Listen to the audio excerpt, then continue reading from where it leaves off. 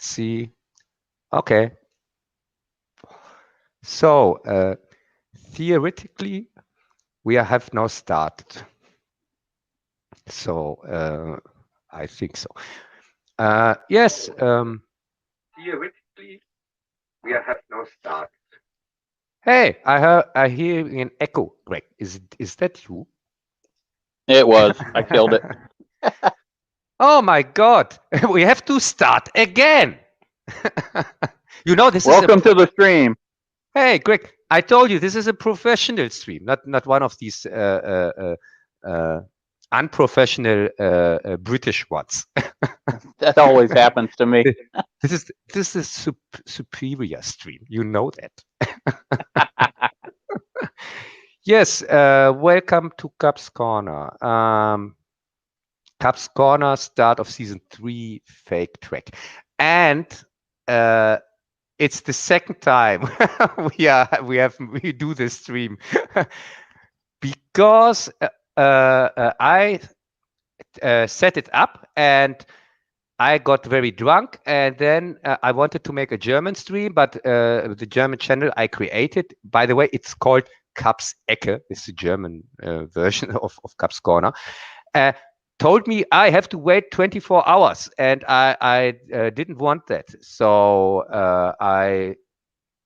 so the StreamYards just used the already set up stream. So if people think, isn't that the stream that was on already? No, it is not. I deleted the other one, and this is the regular one. And we have here also some German guests. I'm going to shout them out. Ja, schön, lieber Joe, dass du hier bist. Ich hoffe mal, dass dir das hier auf Englisch gefällt, ja. So, yes, Greg, you are a big Discovery fan, I've heard. So what do you think about Fake Track 3? I'm a big Star Trek fan, but Discovery has been a bitter disappointment for me so far. No, we are not. Greg, we are not talking about Star Trek. We are talking here about Dark Trek. Okay. Yeah. So, sorry, I didn't want to interrupt you. Well, it starts out with Michael Burnham, flying into the new reality or timeline with her red suit, and of all the ridiculous things, she runs into a spaceship. I mean, what are the odds? Not even a big spaceship like a Borg cube, but a small shuttlecraft-sized ship or whatever, piloted by one person, and it's of course being chased by another ship and runs into Michael Burnham. It's ridiculous. The odds of that are so minuscule. It started off, I was hopeful, and I'm still hopeful for all Star Trek, but oh my God, I mean, just the very start just seemed ridiculous. Yeah, so you don't forget, it's this plays out 1,000 years in the future. Don't want to forget that. So, so she flew with her Iron Man suit. She flew through this wormhole thing. They had a briefly recapture at the beginning of the episode, when I can remember it right. From what happened here in the finally of season 2, I think, and then she's in this wormhole thing and comes out in the future, crashes directly into this Idris Elba wannabe or whatever. Correct. And sinks his ship. It's like battleships or not. She sank his ship. How does bumping into one tiny person disable a starship? I don't know. It's an Iron Man suit, and Iron Man is also able to disable a starship or not. And this suit, it has powers we still are figuring out or not. Because I can't figure out the plot to that suit. it was so ridiculous last year that I gave up trying to figure out what it was supposed to be trying to do. They Yeah, just no, keep changing the rules and whenever they want to. don't forget, this suit is created before Kirk, before the time of Kirk. It's created. Oh my God! Yeah, that's right. Yes, yes. So this suit, but it has so much powers that we still are figuring out. That even in the future, and we see that, and I can tell that even in 1,000 years, they don't have anything like it because because she crashes with the ship and the suit saves her life, and even the crash on the planet, both crash on the planet, and she still is alive. Everything's okay. So it's the most powerful tool ever she can have in a place where she's completely first time on her own. And of course, the smartest thing to do is now to get rid of your most worthy tool that you normally would need to survive in an environment that you don't know. Why So exactly did she have to send the suit away? Do you know? yes, of course. Was, was it to For seal up the wormhole or something? It was about to disappear, no, and no, it was very important to do that. It was because Spock is still waiting on this planet where she left, where we had this scene where she gave him the advice that he has to search for Kirk or for somebody he is who is far away from you or something like that. So and she sent it back that people know everything is okay, even if she herself didn't know if everything is okay. so she's the one who gets Spock and Kirk together. She tells Spock to search for Kirk. So basically, she's you know at the very bedrock of every single part of Star Trek. Yes, yes. Star Trek is just because of her. She is the girl who made the stars. Didn't you see the short bus tracks? There was even a No, no, whole I missed episode. those. No, that was not a joke. There was even a whole episode about that. The girl who made the stars. This animated, one of the animated ones, was it? I think.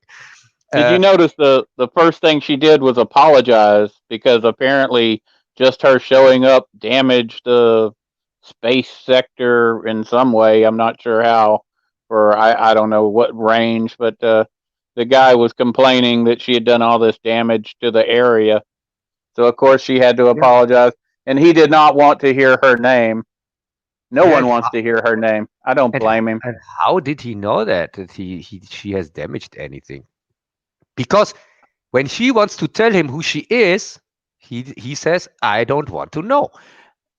And so clearly, he just is guessing that and also he can't know that she's from the past or from the future or from whatever, because uh, from where should he know that? And also she didn't tell him till the end of the episode. Before that, he's just assuming things. Have the feeling, but yes. So they oh, what the fuck? You forgot to mention when she found out the suit told her that there was life on the planet. She does a this howling, overacting thing. Perhaps Yes, because she's so deadpan and wooden. This whole last 2 years, maybe they are trying to change it up a little bit. We yes, also have later in the show where she gets high or stimulated with, and man, she does her little act of I don't know what you would call it, riffing on the. oh, here in Germany we call that embarrassing. I don't Yeah, know if you it have was another. embarrassing. I don't know if you have another word in English for it. It was a prime example of the terrible writing that they have. Yeah. Oh my God. Yes. So, what was there was not much happening in this Not much. episode. They get in their little fight on the beach, and of course she defeats him, even though he Yeah, has but a but knife and he's a large man and all this stuff. but as you said, she asked the suit, or the suit tells her there is life here, so she gets happy, and after that, she sends the suit away because we just can have one Mary Sue or overpowered thing in the episode. And of course, with the Iron Man suit, she could just figure everything in a few minutes out. But to have something to talk about or to have an episode, they had to get rid of the Iron Man suit. It And did seem so, like an Iron Man suit when she sent it away too, didn't it? It was just yes, like Tony Stark talking to his suit and it flying off. Like, man, yes, yes, yes, very obvious. yes. And she sends it away, as I said. The reason in the episode is an official reason to send a message back that she has arrived or everything's okay or something like that. But in fact, she didn't know till then. She wasn't even on the right place. So I don't know what kind of message you send when you are not sure if you are on the right planet, and also when all the other people are still didn't know where her crew is. So So wouldn't it be more important to keep the only technology you really have that could save you rather than send a message back that doesn't really say anything? yes, and maybe if they find out that traveling to the future was completely unnecessary because the AI was already destroyed before they entered the wormhole, uh, they could use it to go back because the And AI that's is true. already Or destroyed. she, since the suit can travel through time, and once she finds out that the Federation is no more, couldn't she use the suit to go back and undo that if she hadn't have sent it away? Yeah, something like that. So they have to get rid of the suit, like you were saying, because it's just too powerful. It's like Ray showing up. It if you're going to make something totally overpowered, or Captain Marvel, you notice the similarity between Ray, Captain Marvel, and Michael Burnham. These Mary Sues that are super powered and overpowered to the Yeah, extreme. yeah, I know the thing they have all in common. They suck. Yeah, all three. They are But they just make not them they all. make them so overpowered they paint themselves into a corner and they really have nowhere to go. In this case, they had to get rid of her all-powered suit, but they still have her there. And Yes, honestly, I thought this was one of the best episodes because you did not have the that terrible ship and its horrible crew. You still had Michael Burnham, and she's the absolute worst. But oh my yeah, God, the yeah. rest of them are horrible. So Oh, we only really had to put up with her, which was a yes, nightmare. yes, yes, and I agree with you. It was probably the best STD episode ever because it was just her and not also her annoying crew. So yeah, kind of. Uh, uh, but even then, it was boring, uninteresting. The story, I didn't care for anything what happened, and not one single thing made any kind of sense. Because And it was dystopian. They start out by getting rid of the Federation. So once again, yes, they went to a dark area, and I guess that's so they can save the Federation somehow at the end. But they couldn't even explain what happened to the dilithium crystals. They. It was like It's just exploded. It's blew up. Like the it reminded me of when they asked, about Luke's the lightsaber. Oh, that's a story for another day. They just basically, put it off or dismissed it. yeah, no, like the androids here in Picard that decided to make here decided to turn against here on Mars. It's just like it is. Yeah. And so every android gets banned in the whole galaxy. So yeah, that makes sense. So so yeah, the dilithium whatsoever blew up, and of course they completely forgot about the Voyager, where they even could recreate dilithium. So, dilithium, you call it in English, because here in Germany we call it dilithium. Uh, Dilithium. yeah, or am I completely wrong here? Because didn't they have kind Well, of you're a mispronouncing it for sure, but you might be wrong too. yeah, Sorry. did They did have a way of what did Scotty call it? Brent probably remembers. crystallizing, recrystallizing. Recrystallizing. Yeah. So first off, they have already figured out a way 1,000 years ago, because if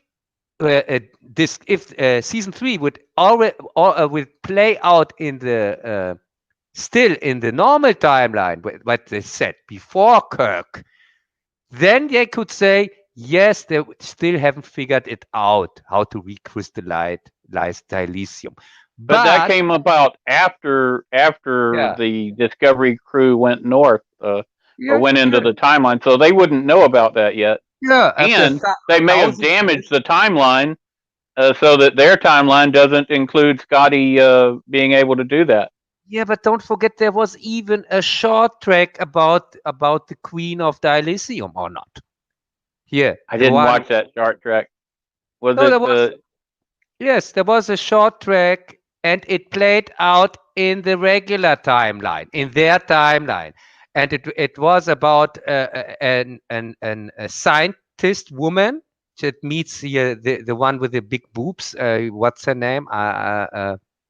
Tilly. Tilly. And this scientist woman or whatever turns out to be the queen of the planet, and also she's kind of 16 or 18 or something like that, and also she invented it has something to do with dilithium, that she invented a way to create it, or I don't know. It was a bunch of bullshit. uh, so they even ignore their own stupid things they insert. So yeah, so much for the sense of this plot. And so this Idris Alba, first, we forgot something very important. The Federation, it is still represented by a guy in an office who kind of lives there and goes since 40 years. He's every day there waiting for something.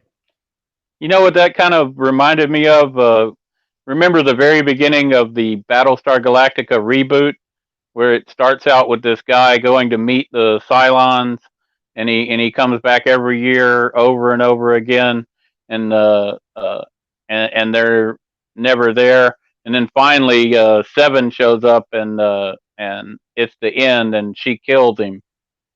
But Oh, the aging, the fruitlessness, the you just see him getting older and older. oh, okay. But I think that's where they stole that from. But go ahead. yeah, maybe, yeah, but I can't remember anything in Galactica that didn't make any sense at all, because it served a purpose, I think, in Galactica, or not. Oh yeah, it served a purpose. It just was reminiscent. I'm not saying it was the same, but Yes, because how does as it make sense for this guy who's never known the Federation to spend his entire life, 40 years, what, he doesn't get married, he doesn't have any friends, he doesn't do anything with his life, just carries around a flag that he can't even put on the wall without Yeah, permission without from a somebody? woman. Hey, we know since Picard, we know there are only women in charge in the Federation. There are no men allowed to be in charge anymore. So of course you have here a man who can't do shit because he needs a strong woman to tell him what to do. And even if he has to wait 40 years for that. You can't expect in the Federation from a man to put a flag on the wall on its own without permission of a woman. Please. Well, you look at that's true during Pike's time. Yeah, the women were totally in charge and really ran things into the ground. Maybe that's why during James T. Kirk's time they were banned from being captains of starships. Yeah, probably. And yeah, so and Captain Janeway changed that again. Yeah, but yeah, it's just sad. Uh, I know exactly what they are going for, and I know exactly most of the time I get where they steal the scenes and where they get the inspirations and things like that. And it's just embarrassing because clearly they wrote the scene, thought this is something clever and deep. You have somebody who goes 40 years to work or kind of work because he's not working for the Federation. He is not even a member of the Federation. The Federation is a thing from his father and his grandfather, but he never entered the Federation as a member. But still, he puts his whole life just doing that. And who told him? And by the way, what exactly was he doing?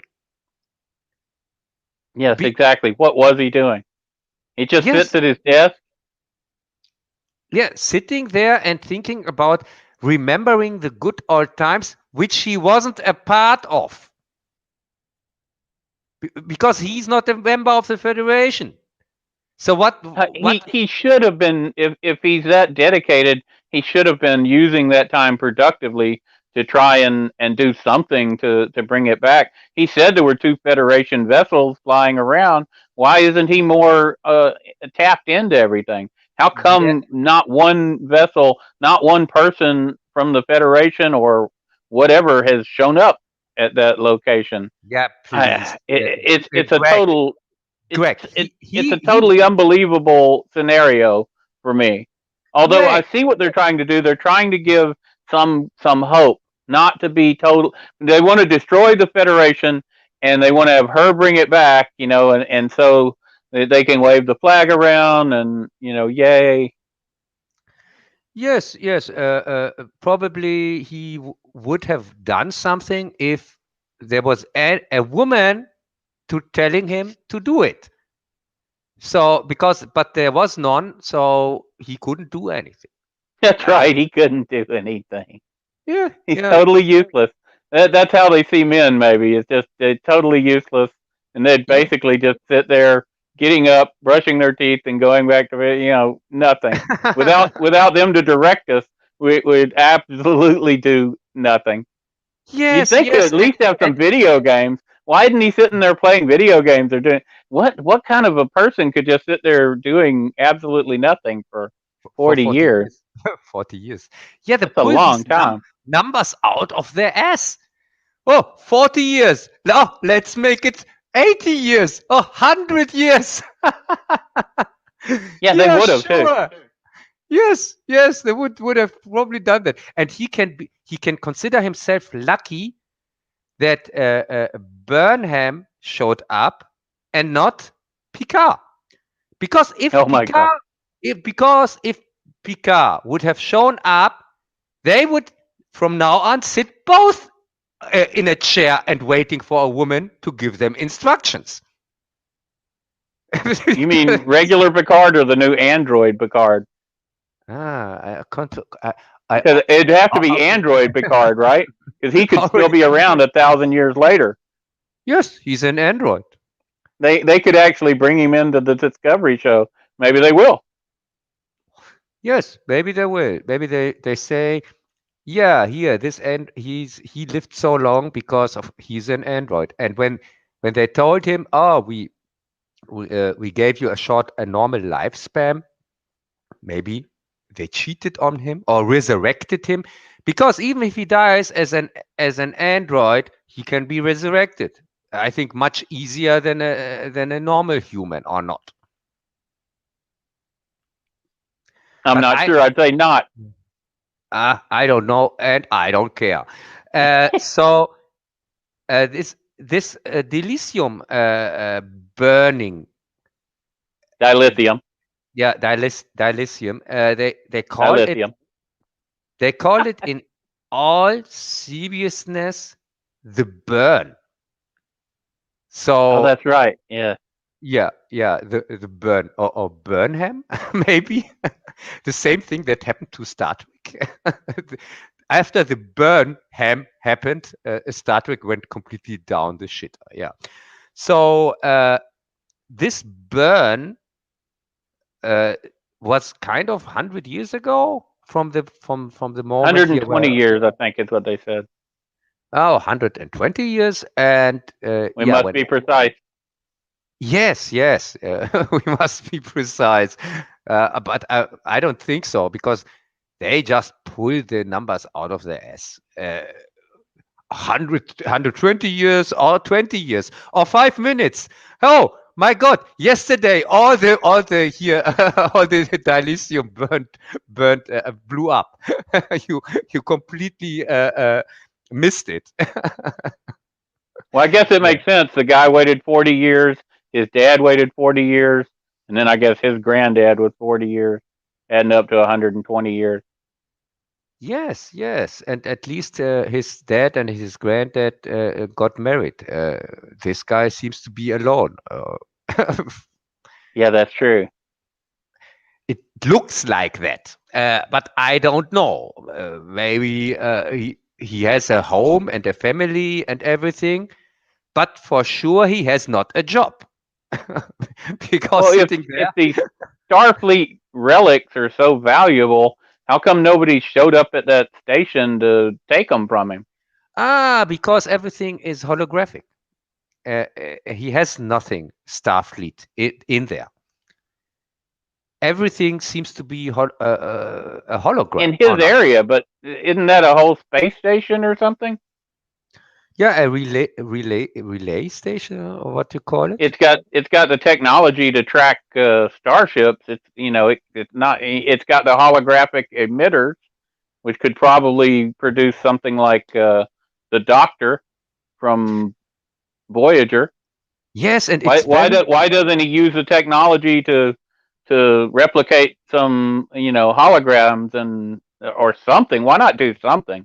Sitting there Yeah, doing and nothing and seems it is, ridiculous. and it seems a very big secret also that this thing is there, because everybody seems to know about it. Even the guy that she randomly crossed the way with here, this Idris Alba guy.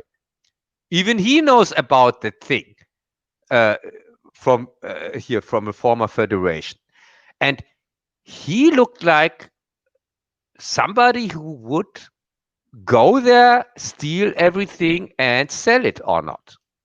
Yes, he did. But There'd be he no didn't. reason for him to be sentimental about this.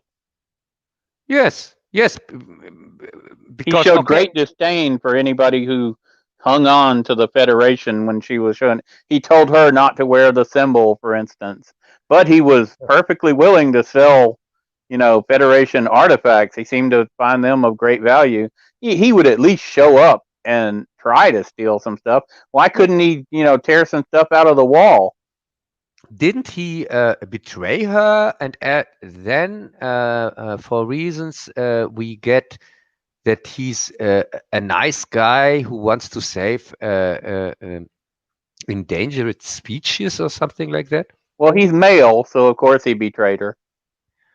Yeah, first he kind of cheated on her, or he sold her out or whatever, and Yeah, of course. yeah, and then uh, we get that he has this animal that can do what the plot needs Well, to. after he betrays her, she saves him. Remember, and Yes, she grabs all that dilithium. If that dilithium's so rare and valuable, how come it's just bunches of it sitting on a table with no guards, no shield around it, and she's able to just hork up a whole bunch of it? no, The show makes no sense. it's too precious. It's too precious. You can't afford to protect it, so you don't. You just leave it lying around. It's something like when something is so precious that to protect it would cost too much. So just keep it lying around, and because nobody would expect something so precious lying around, or not. And what Maybe. is this thing that destroys dilithium and yet leaves it as well? It would either destroy all the dilithium, or there would be deposits left somewhere. It's I don't know. Yeah, None of it made sense for me as usual and with this also, show. isn't dilithium, if I get it right, so dilithium are crystals or not? Yes, And these crystals, we know it from Voyage Home. Uh, they in Voyage Home they recrystallize the used crystals. If I I got believe that that's right. correct. Yeah. So kind of okay. Yeah, but it's like with the Android thing here in Picard. We just have to go with it. They just say, "Oh yeah, it's just the way it is." Well, that's why they're not going to give you an explanation that's satisfactory. Oh, they're going to give one in one of the later episodes. They're going to say something about it, and that's it. It won't make any sense, but they hope that people don't care when it comes to that. With because the formula for all these Kurtzman drag is the same in every series. It's the same. They just have this kind of mystery box, or they just assume something, say, "Oh, look here, we have these signals here in space, and we have to now follow it because it looks important." And till you get to the explanation for that, which makes no sense whatsoever, 10 episodes later, nobody really cares anymore for the explanation because so much other shit happened already, and yeah, that's how Kurtzman works. It And does feel like they're trying harder this year. really, with Yeah, they're doing terribly, but it feels like they're trying harder. Like yeah. they're gonna try not to be as terrible. They're trying. It's like trying having her show some emotion. I think they're trying to address their terrible issues.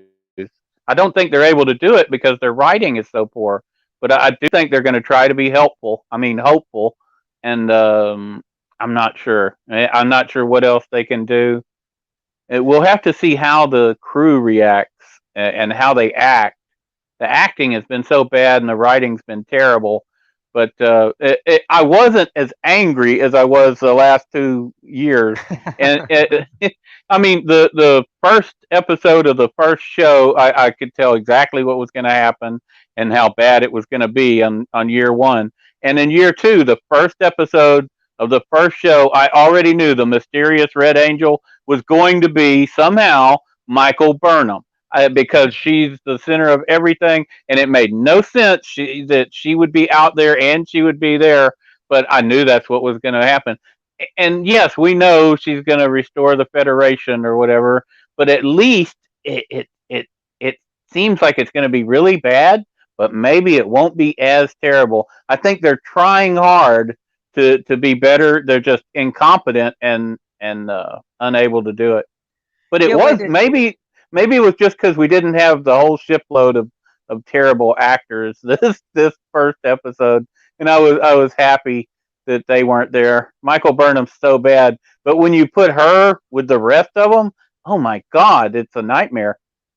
yeah, wait a second. We forgot completely the most important thing in this episode because, yeah, here the story we completely told what happens. She goes there, goes in this city. We have these Andorians that look nothing like Andorians because they had to change them 25% as everything else as usual. And after they escape, they go to this poor guy here from in Indiana Jones Part 3, who is waiting there in the cave. And then she says she's from the Federation whatsoever, uh, uh, he tells her, Burnham, you are our only hope, or something like that. Yes, that's right. And but first he makes this here the same thing like this knight from Indiana Jones 3, where they have to choose the right cup or not. Yeah, they are right Right? gray, the You have right gray. chosen wisely. You are chosen. Hey, I'm here since 40 years. You have chosen wisely. Yeah, and yeah, so there comes the title in play. Uh, the what did I say? What the title was? The Hope is You, or something like that. Yeah, The Hope is You. So yeah, and now they try to find. No, they say we don't know when the crew arrives. Can be tomorrow. It can be in 1,000 years, whatsoever. Yeah. So this is really this is what I call super lazy writing. Yeah, because they can just make it up on the fly. It comes for them really handy, because if you have a situation like that in your first episode, oh yeah, the crew, and oh yeah, we don't really know if they even can manage to come here, or what happened to them, or whatever. Yeah, it is also a brilliant a way to get rid of your crew. If, for example, for the next if you want to get rid of some people, yeah, they just didn't make it. Oh, don't you think Exactly. so? Yes, and yeah, I'm curious when the others arrive. I think. What do you? Oh, Maybe they okay. don't. Maybe we did get rid of them. Wouldn't that be great? The ship shows up and it's empty, or like the Defiant, where it has just a bunch of uniforms with the salt left. No, they are going to arrive because they are in the trailer. No, Yes, you're taking away my hope.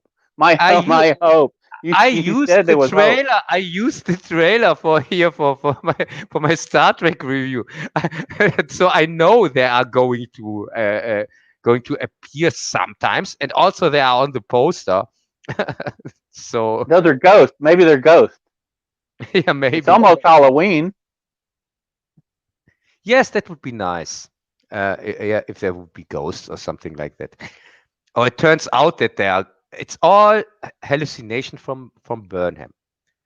Uh, Right. turns out there's so, talking about Halloween or scary things, did you hear the news that it got renewed for a fourth season? If we hear and talking about scary stories that you normally tell here, um, when you Discovery sit, got renewed for a yeah, fourth season. I heard yeah, that's just a when rumor. when when you sit around the campfire and you have to tell each other scary things. And this is my turn. This is what I've heard. The scariest thing for Halloween. Uh, uh, that Discovery is renewed for season 4, and I've heard that rumor, or what you want to call it, from Bolt's track. He made a video about it, and he showed the article where they announced it. So Yeah, but they've yeah, announced a lot of stuff. They could just be lying. huh? Yeah, Kurtzman lying to us. like that. What Ye- was that Section 31 show that was supposed to be out? And I mean, yeah, he could be lying, or he could be hoping. I get the feeling that I don't think there's going to be a season 4. Probably at the very end of season 3, we're going to find out that Burnham never left the original timeline, and she was, conked on the head, and she's still floating around in that red suit, and this is all just a dream. Hey, I still can't believe that we have She probably ran into one of have those other spaceships. She thought she ran into a spaceship here, but she bounced off the other spaceship, the Discovery. Probably just bounced off the hull or something. no. Maybe And she so wakes. Spock will end up waking her up. No, maybe she wakes up in an insane asylum, and Spock is visiting her because she's a fan of him and is constantly hallucinating to be even his sister and makes constantly stories up and things like that. Maybe Which that's she's probably going to be in one of those pipe chairs, and all she'll be able to do is beep once for yes or twice for no. Beep, beep, beep, beep. yes, So she's yes. just constantly beeping no. We know that's a level of technology, of that time period. No, it plays before that. Don't you know? No, you say, but yeah, but it displays 1,000 years later. So yeah.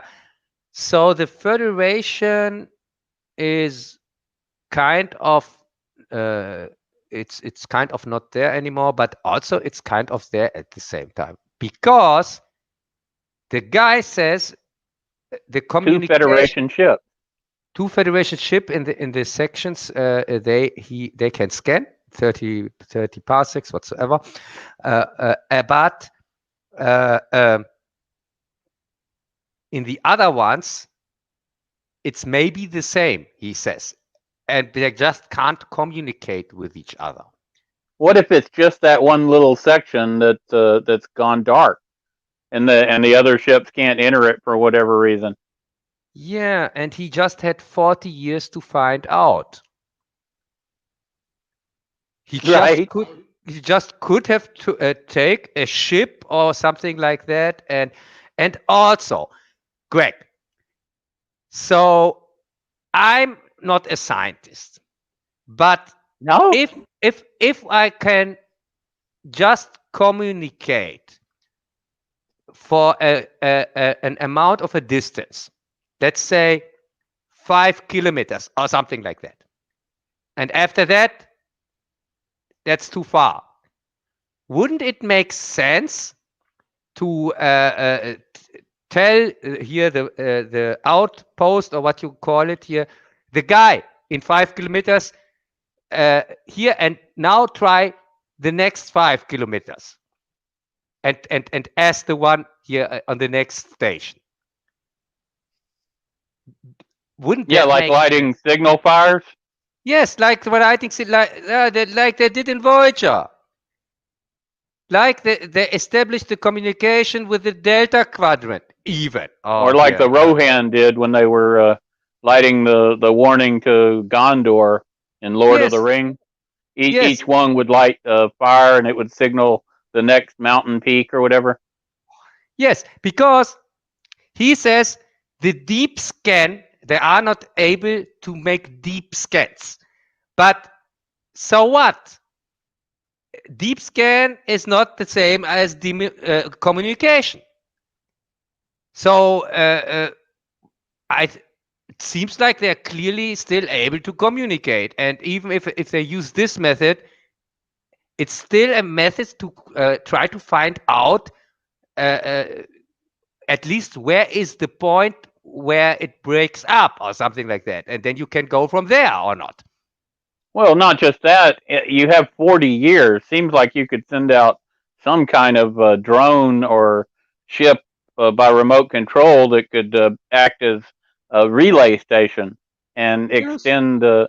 I mean, if you have any kind of technology at all, and this is 1,000 years into the future of Picard. I mean, we're talking Yeah. Yeah. 3,300 or whatever. It's by then you would think they would have incredible technology. How Uh, come everything is not reliant on dilithium crystals? That's ridiculous. yeah. Yeah. That only powered the warp drive. That's not that doesn't control every single part of Federation technology. And if you look at all the technologies that just the Enterprise has come across, it's ridiculous to think that the loss of that one uh, motive power would knock them out entirely. I mean, just look at what Discovery had that stupid way of traveling around at the beginning of this very series that didn't use dilithium. How can they can't use that? Yeah, and I think an Iron Man suit that can travel in space and time would come here very handy on it. Oh yeah, yeah. 'Cause but they took that with them. But then they sent it back. Does that Iron Man suit travel with dilithium crystals? What powers that? Yeah, and also to send it away before even figuring out what this planet is called, if it's even the right planet, because she wanted to go to a planet called whatsoever, and at least wait till somebody tells you, yeah, you are here on the right planet. Especially when you had a collision and crashed into a planet not even knowing if you came out in the right area. There wasn't Yes, time to apparently do scans or do anything because yes, that's, convenient. Like you say, a Kurtzman plot deal, like JJ would do it. yeah. This is yeah, this is typical Kurtzman JJ writing, which means it's not writing at all.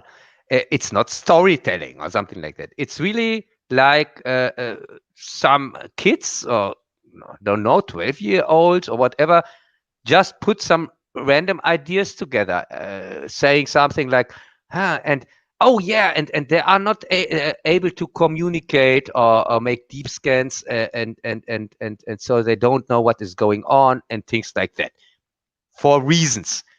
And also she had to send the super suit back because so that we can get rid of it, and things like that. And then this happens, and then that happens. Yes, yes. It's embarrassing to see that this kind of script gets even greenlit, because clearly there is no quality control at all. There's nobody there who reads the scripts and says something like, yeah, this doesn't match up, or why does he do that? Why is she? Why that does she send her suit away? That doesn't make any sense. Well, the sad thing is they've got all these great writers from all these previous Star Trek shows, and they haven't tapped that talent. Yes, yes, and even with 19 producers, they can't get anything put together.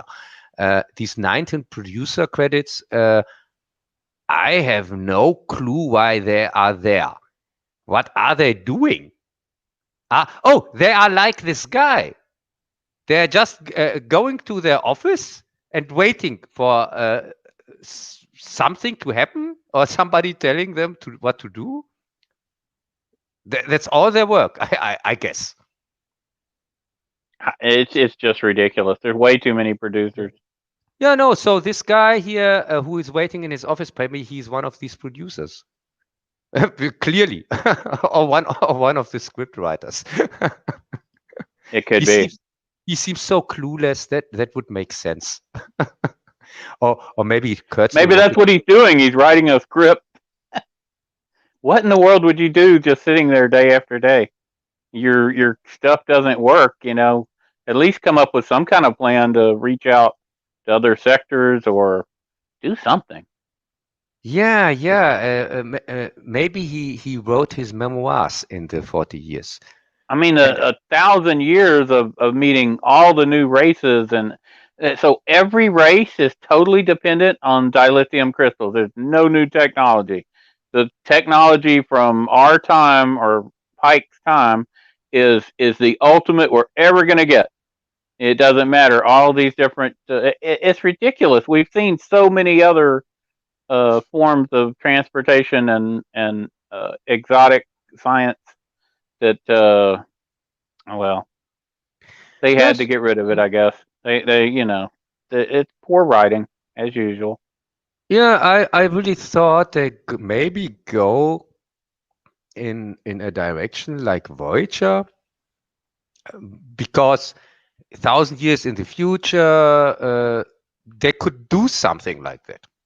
Right? They could come out and maybe have an entertaining series. I was hopeful. I mean, not that hopeful because of the people in charge of it, but they had a clean slate. They did not have to be dystopian. They did not have to get rid of Starfleet. And if they could have just put their away from where Starfleet was, like Voyager was, and that would have been acceptable. Do something different, and instead of having one overarching story, and if that story sucks, then your show sucks, and that's what they do. They could have had weekly episodic TV. It might have been fun. At least you've got like 14 chances. Maybe two or three of them will actually be watchable. But if Yeah, you pick the wrong story, and that's the problem with this new way of doing series, they pick one story and that's it, and they pick stupid stories because they're not that bright, and then each episode just builds up to nothing. yes, and it shows again that original Star Trek with Captain Kirk is much superior, because here in Kurtzman Trek, dilithium blows up for no reason, and so the whole Federation goes down the shitter. In in real Star Trek, in Kirk Trek, they had this same problem with dilithium in Voyage Home, and they barely made a storyline out of it. It was just one thing that they solved also, but also many other things. They didn't it didn't stop them. They didn't fall apart and said, "Oh no, we are lost here." No, they found a way. No problem. All they needed was access to a nuclear reactor. Yes, yes, something like that. And uh, so really, uh, they constantly are searching for stupid reasons that have a kind of a dystopian end time scenario. Every time they have to have something like that, they, they just can't just tell normal Star Trek stories. Just just why does it every time have to be end of times, and Federation went completely bad, we've banned our robots, everything here is on the stake again, and things like that, and Federation is completely gone. So Because yeah, that's no. how they think. That's their worldview, and their worldview is reflected in this. Just like their politics is. Yes, in every series now, in every from these four, or every season here from Discovery and also Picard, the main problem was was every time themselves. They didn't help anybody, and they didn't contribute anything to the galaxy or to the universe, anything positive.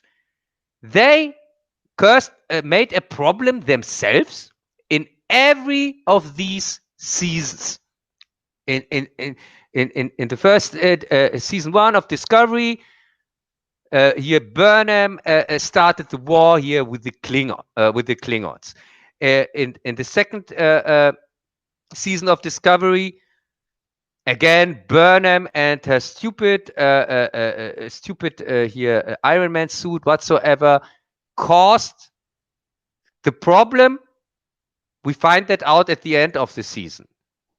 That her time traveling caused kind of the problem that they crossed the way with this planet AI that wanted to become an AI and whatsoever. Uh, so in fact, and with Picard also, we have this the Federation itself, where some of the Federation made the problems with the androids and get them banned and things like that. So the Federation itself is most of the time the reason for the problems. So it would be better if they wouldn't exist or something like that.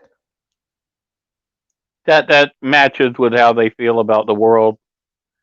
Yes, and now it's the fourth time we have to sit through that, and I'm really sick of that. They don't give the audience any reason to root for the Federation. In fact, it looks like as the universe it's much better off without them. Yeah, it's true. Yes, yes, because they are causing all the problems they have to then after that try to solve. And making it even worse. Well, it's the exact opposite of what Kirk and the Enterprise. They were constantly, saving planets and galaxies from things like the Doomsday Machine. Which Yeah, but if they hadn't have acted, it would have went on to knock out the next system. Billions of people would die. yes, but maybe Q was right. Maybe he was confusing Picard here, Next Generation, when he told them, here you are white and you are not good for the universe and whatsoever. Maybe he thought he's in Discovery. Yeah, He that's probably confused. true. Yes, he confused the crew. That's what he meant. Probably he wanted to get rid of them, and now we know why. Probably he was also had a peak in 1,000 years in the future and saw Discovery and thought, oh my God, I've got to get rid of these guys. And the reason why he talked to Picard was probably because he saw Picard, the Picard series, and thought, oh my God, I had to stop this guy in his first episode. Yeah, Mission Farpoint. You can really understand him now. Yeah, I'm completely rooting for Q now. Completely. He was right the whole time. He was right from day one. Yes, from day one. He wanted to prevent the Mission Farpoint episode, and now we know why. Yeah, and he even spoke to the right guy, to Picard. Oh my God. Yeah, Well, when you look at these writers, look what they did with the Tribbles. They end up making them instead of being alien entities in with the Klingons. We're just aware of them. No, it ends up that they were created by humans and that they're made out of human DNA, so that people can, as a food source, that people would eat. Uh, just sickening. The whole they take something fun and lovable and a fun little episode, and they turn it into something dark and evil and cannibalistic. They just can't help themselves. Yeah, in Kurtzman's mind, I think his logic is if you want to make something to eat for people or create something food for them, you make it out of human DNA. Wouldn't you take everything else besides that And also, human DNA. Why should that bring any species to grow faster or to replicate more often? It wouldn't. Eh, They just did that because they're evil. You Yeah, know, no, no, because humans need, if you compare the how humans replicate, or what you call it here, it's very slow. it's so slow. It's kind of the slowest from all animals, or from all. I think the only ones that are slower are elephants, maybe, where they are longer, have a longer. And not only that, without getting gross, you know, you can't feed hamburger meat to cows because it causes like mad cow disease and stuff. It'll cause diseases if you feed humans human meat. It's a terrible thing. I'm just saying it's part of how horrible they are that they would do something like that. It's in their DNA to be dystopian, and it's how they look at life, unfortunately, and Yes. they're in charge of our Star Trek shows. Hopefully not for too much longer. Yes, it's crazy because we got here the hat trick. We got completely insane people who are normally you would put them away. In normal life, you would put sick people like Kurtzman and these assholes. You would put them into a psychiatric clinic here, Arkham Asylum or something like that, because they are clearly there is something wrong with them. They are uh, the things you see when they are in charge here with our franchises, if it's Star Wars, Star Trek, or Doctor Who or whatever, It's it's not it's just a so little off. You're right. It's insane, and you it's see designed to drive away fans. something like a separated baby head, even if this is not Star Trek, even if it's Gore Trek or whatever. But please, sorry, you we are still Yeah, it's talking here about unacceptable for me. television. Yeah, we are talking here It's about revolting. television. Yeah, It's we are not. revolting. Yeah, we are not talking about the newest Gore movie that is that is just shown for 18 years, R-rated whatsoever, and you. Uh, uh, which you would never see on a screen or something like that. We don't are not talking about that. We are talking about normal television, and this is just one example. There's so many. There are so many, and not just in Star Trek.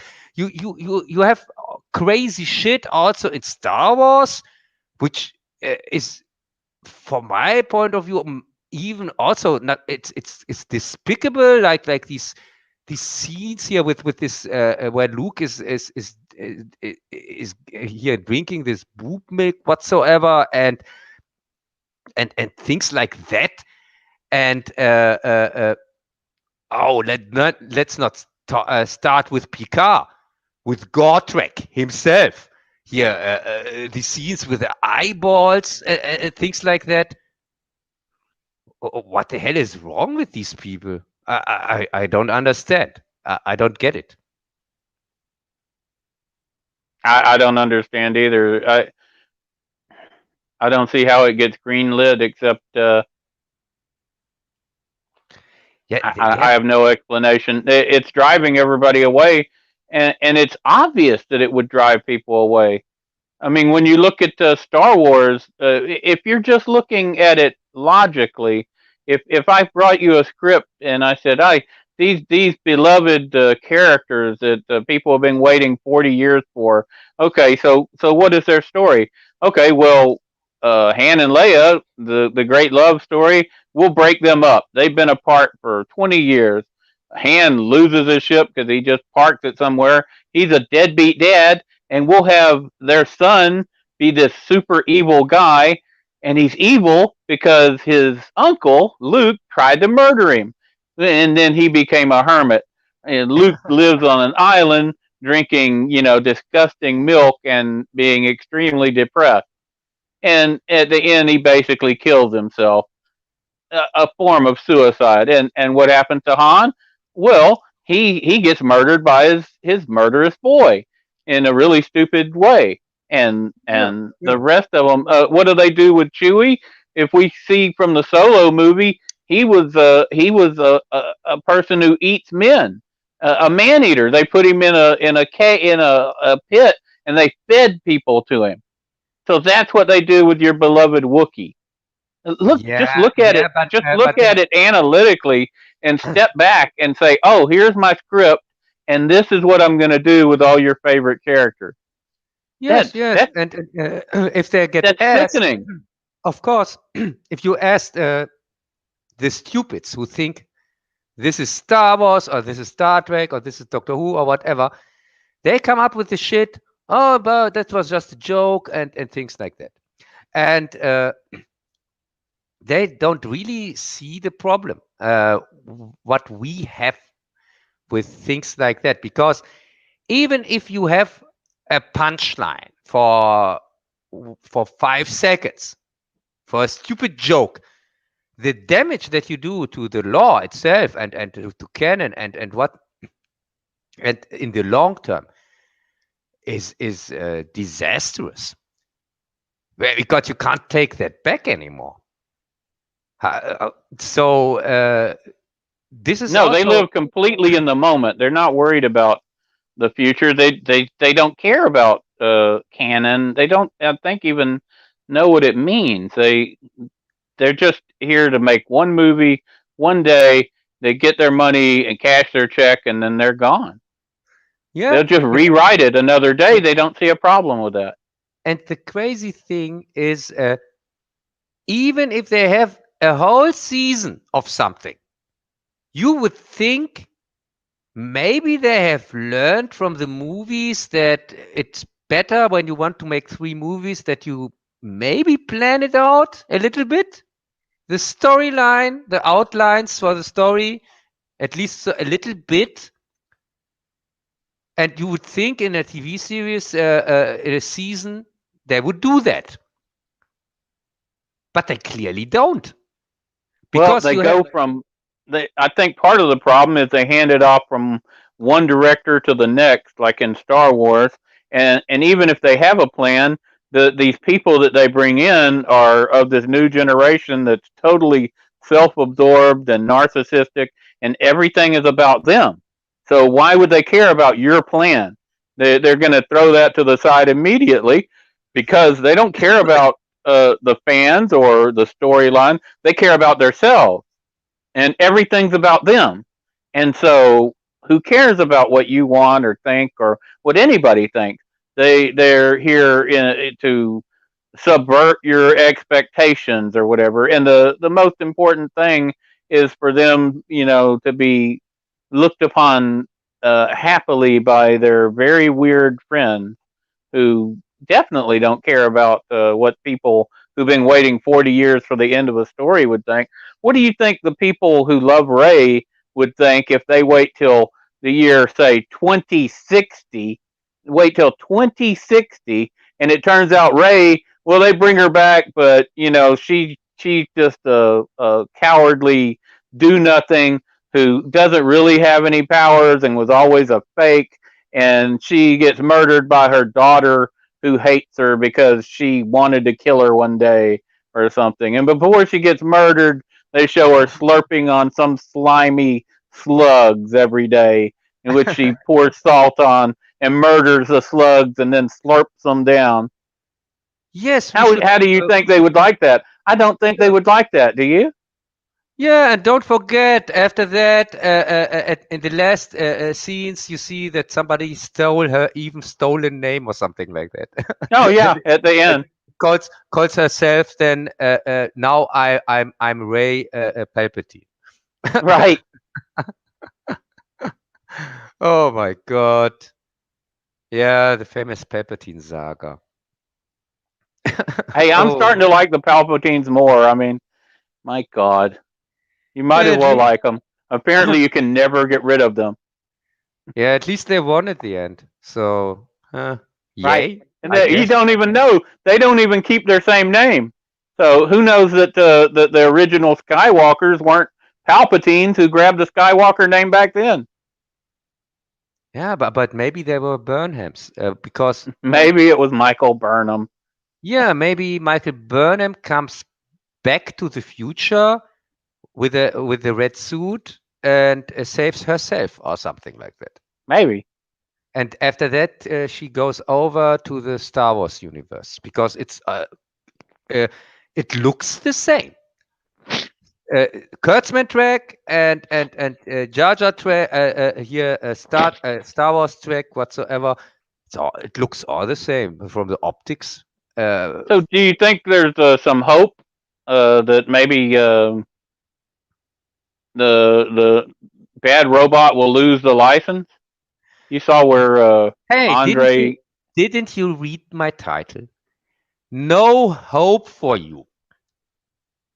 Hey, and you said yourself, you choose wisely this title.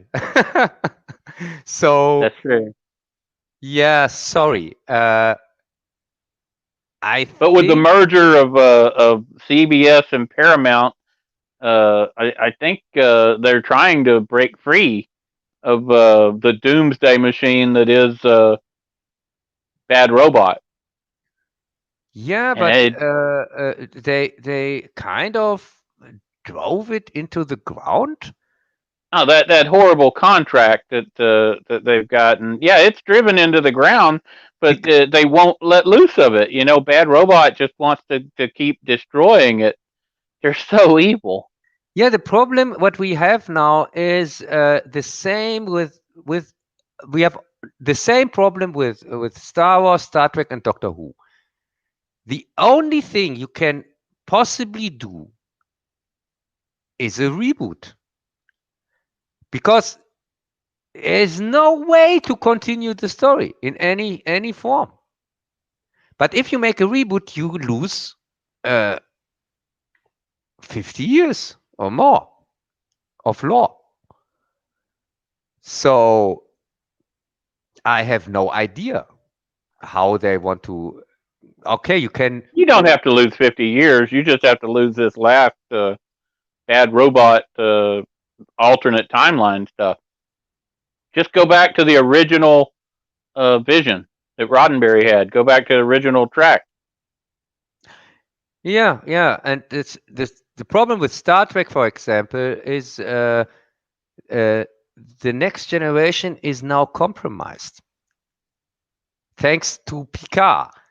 Picard and the stupid assholes who hear Data and Jonathan Fake and Have you watched any of the Star Trek Continues, the fan shows?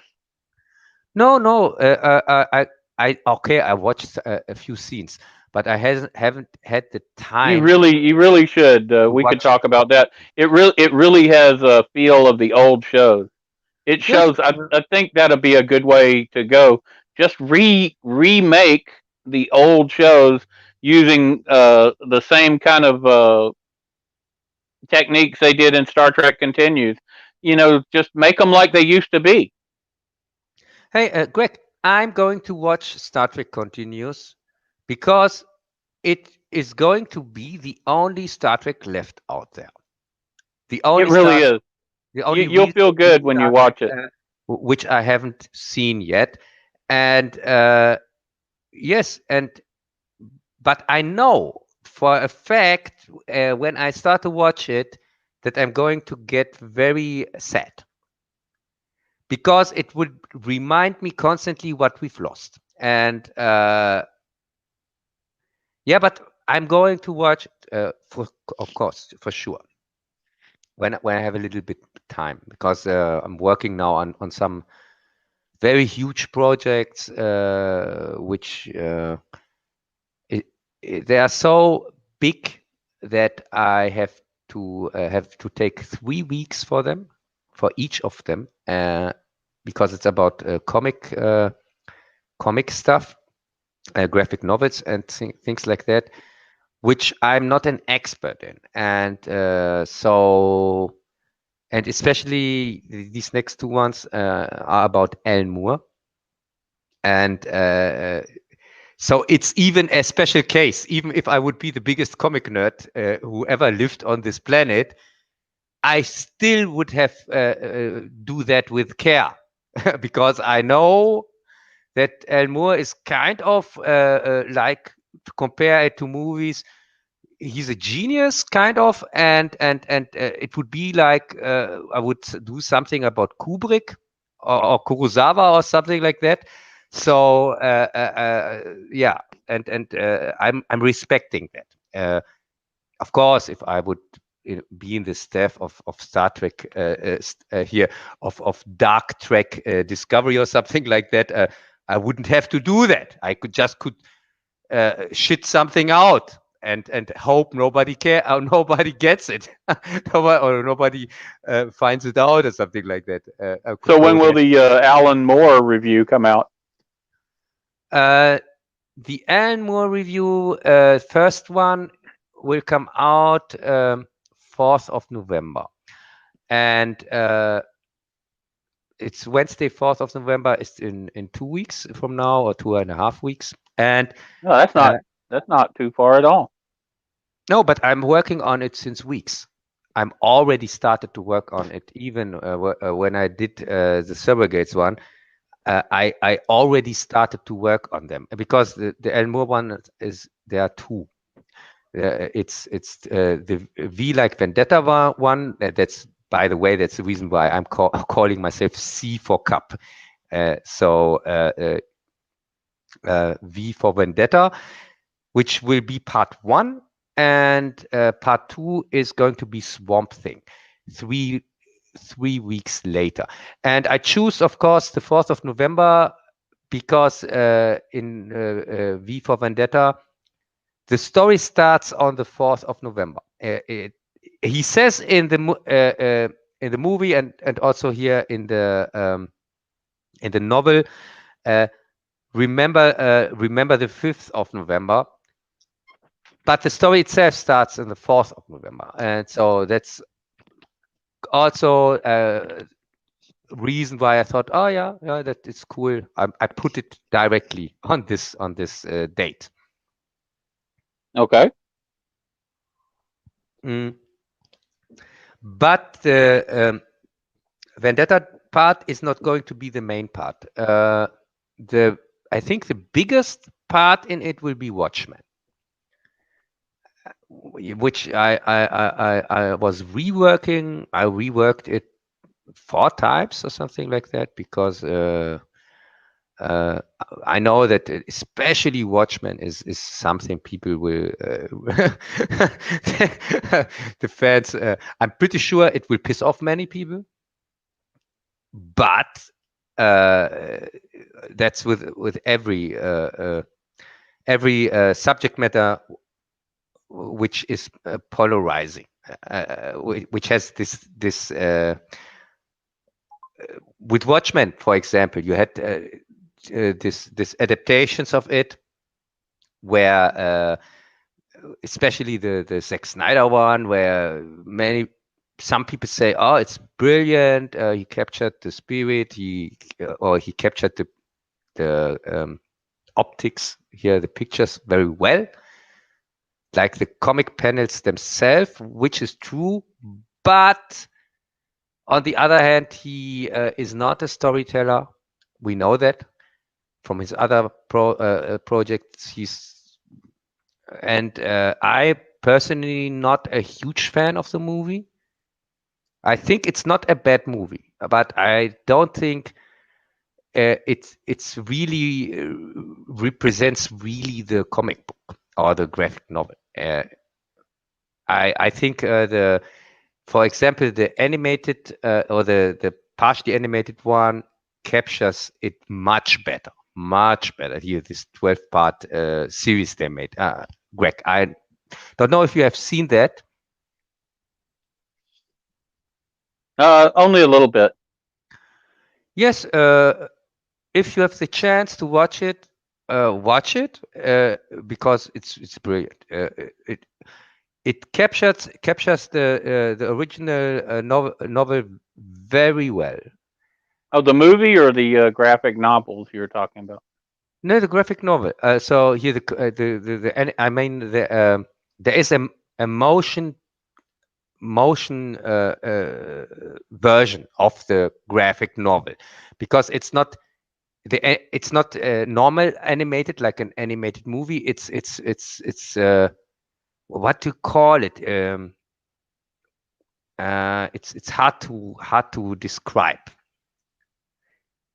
It's like you are watching the comic or the graphic novel and you have movement in it.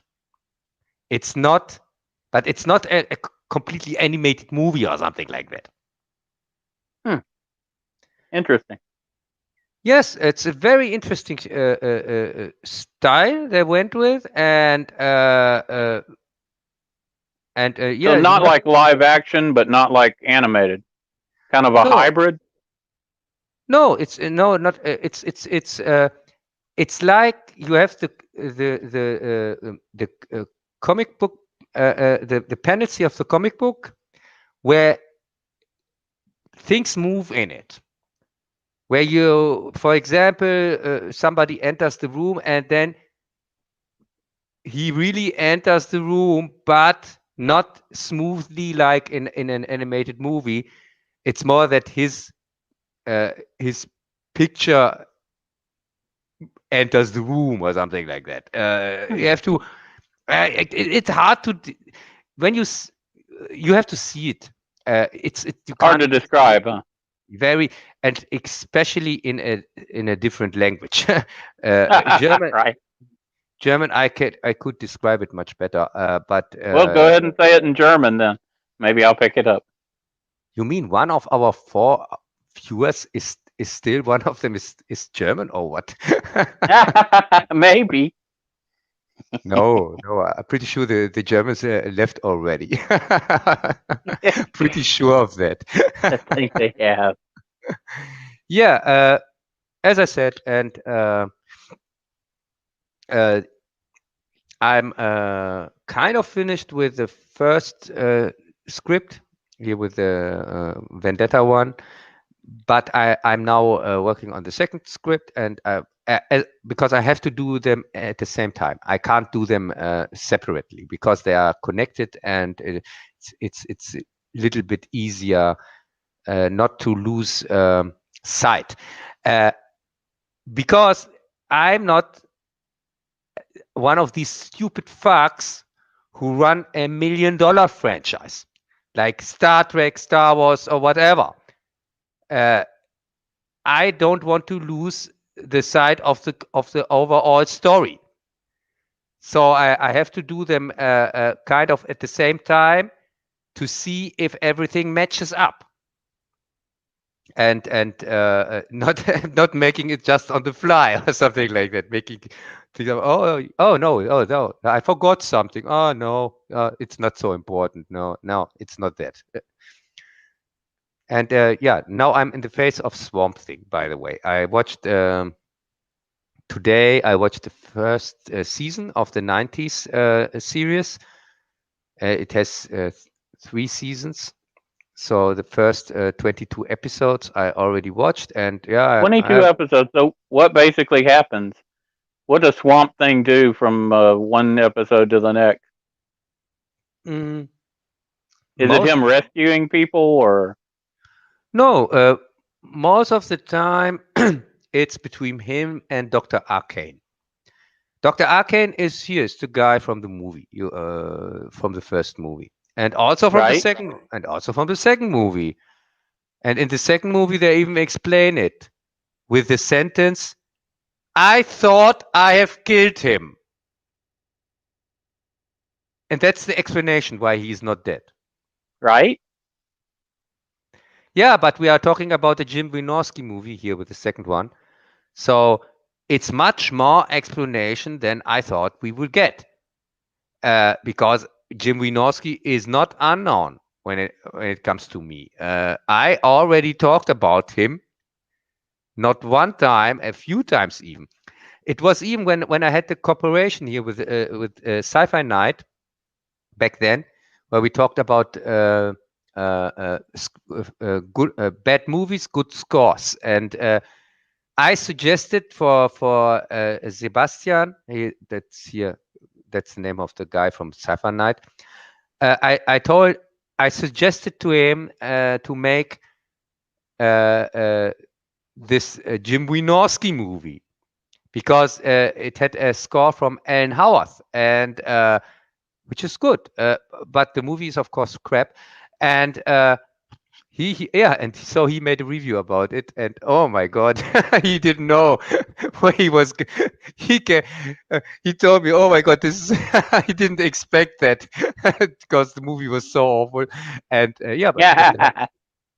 yeah, and so I could bring him to watch a Jim Wynorski movie.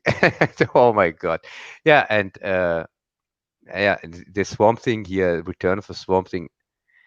Uh, he manages. He's one of these directors who can manage not to get better in 40 years. He's like the guy here that goes every day in here to the office and doesn't And does do nothing. yeah does nothing. Yeah, that's Jim Wynorski because I'm sure he's like Kurtzman. He has no clue about anything movie related at all. He has no fucking clue what he's doing, but he thinks he has. And but with Jim Wynorski, you had still this Ed Wood charm when it comes to him, because I don't hate. I don't hate Wynorski. No, quite the opposite. I find it very funny that he is still trying. I like kind of here these guys that try and try but never achieve. But still, it's like Ed Wood. I already made a review on Ed Wood because I'm a huge fan. But he's with Winorski, it's even worse than with Ed Wood because he's not on that level.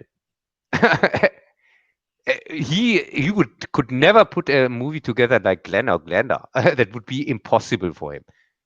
And Glenn or Glenda is not a bad movie. Here, when we talk about Ed Wood movies, Well, also he had to like raise the money for it and stuff too, and he wrote it. So, and he had all his personal demons to deal with. Yeah, Ed Wood was a good, well, not a good director, you know what I mean, but it was the kind of director who had heart, and you kind of root for.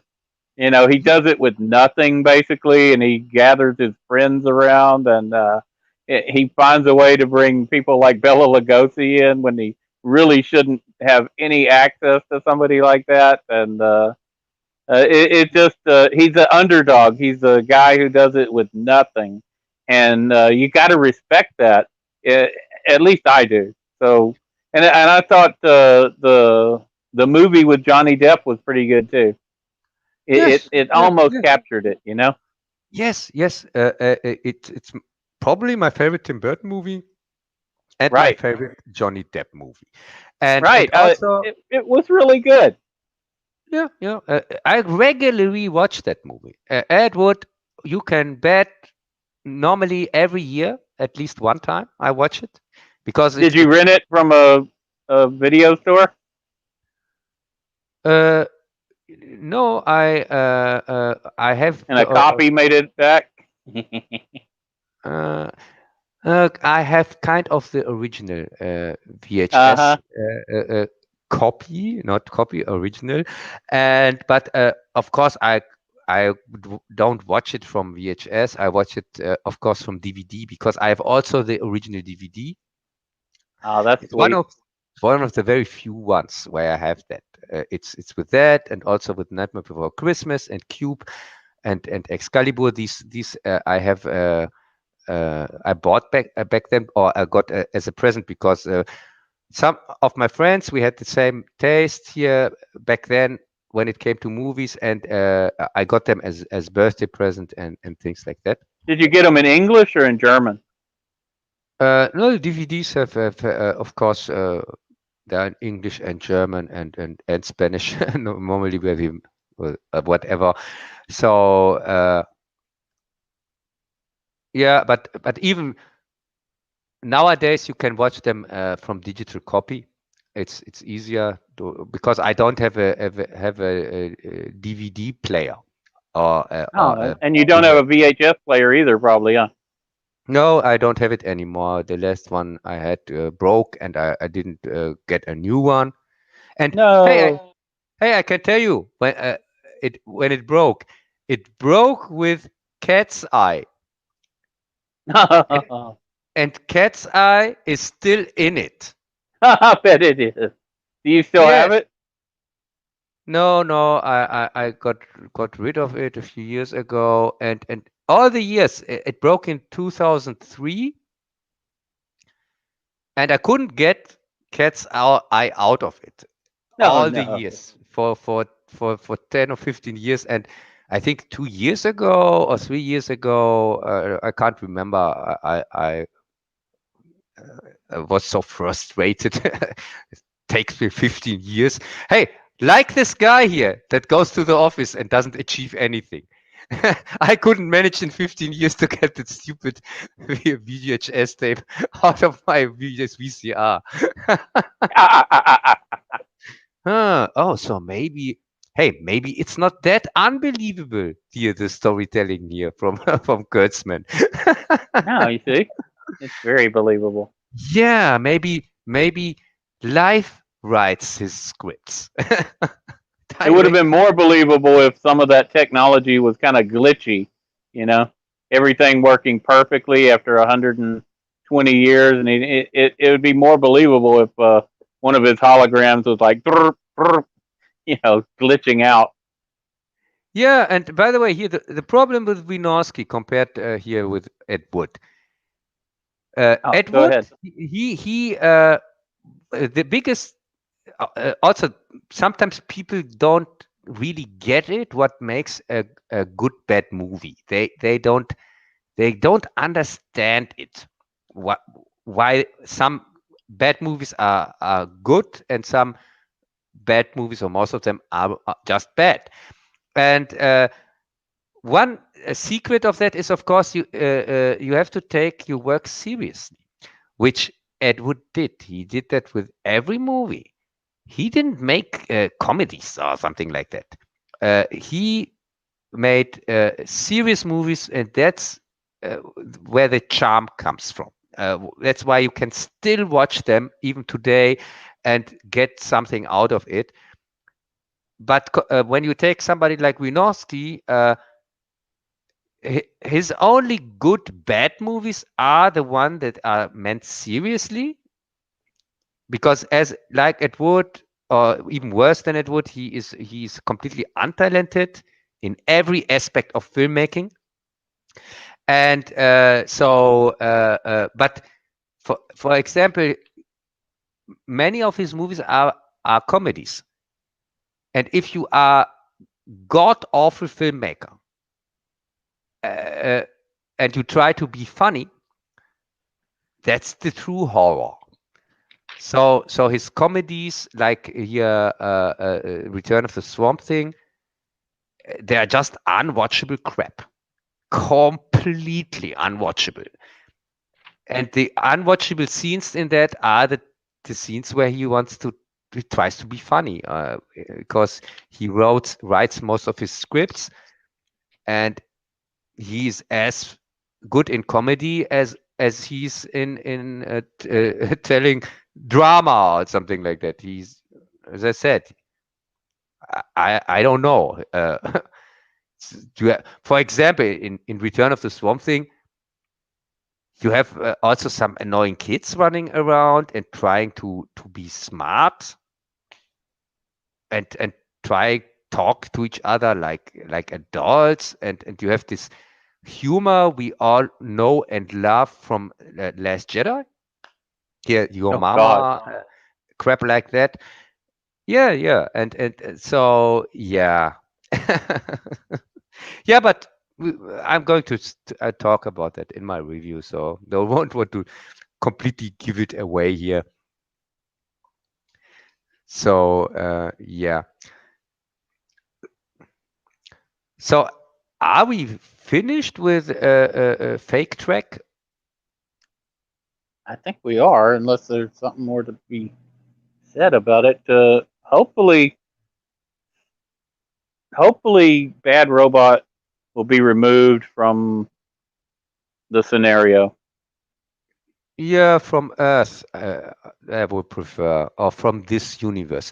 Hey, can't we? I St- do remember them saying that Kurtzman's name not appearing on a lot of the latest releases from uh, Paramount or CBS, and that maybe they're trying to get him out of there, and getting him out of there means getting Bad Robot out of there and breaking the contract. Midnight's Edge had some various ways that might be happening. couldn't we send them 1,000 years into the future? I wish we could. And so kind of, but I can tell you, the people in the future, You'd they be are going. destroying the future. Yes, they're going to hate us for that. I can tell you that. Oh, They are really going to say, "Oh my God, these guys! What have we done to them? Why are well, they they would sending?" it wouldn't be pretty. Probably some type of bomb. Yeah, yeah. We clearly can't send them into the past because they would destroy our past. And I'm not. Exactly. Yeah, and I'm not like intended saying, It can't "Oh, be 1,000 years. You got to send them 1 billion years into the future after the Earth's already cooled or something. yeah." But it seems like the worst year to send somebody into seems to be the one we are living in here, 2020 or not. Yeah, that's true. And according to the global warming people, we've only got another 10 years or whatever. So there's really no point sending them more Ah, than wait a 20. second. I thought we are already 8 years over here since Oh, 2012. we're many years past it. They've again and again told us that. The year 2000 was supposed to be, a big deal too. Yes, We weren't supposed to get past the millennium. yes, and which was a big deal? 2001. That was a big deal, not 2000. So, because after 2001, kind of 2001 was kind of the start from 2020 for the crap that we are dealing with now. Because here these laws they passed through after 9/11, here Patriot Act and what so on, and also this completely spy state everywhere and things like that. Yeah, it started kind of 2001, and yeah, now we have this crap here, 2020. Yeah, 20 years later. Yeah. 20 years later, not 27 years later, stupid movies. They're constantly lying to us with their titles. Yeah, but wait a second. No, that was 27 days later, or not? The Was it first one. 27 days? Yes, 27 days later. And the That's second right. one, Yeah, and the second one was 27 weeks later. that's it. I was thinking of the second one. Yeah. Yes, and it was such a huge success that the third one, 27 months later, they didn't even get funded. Because Danny Boyle turned out to be a complete hack, as some already assumed. Yeah, but yeah, no, that's another sad story. Talking about about Danny Boyle. Yeah, he already made Train Spotting Part 2, and what's his? There was this other movie where I got him Oscar for it, and yeah, don't forget he brought us uh, here this McGregor guy, N- not my Obi-Wan Kenobi.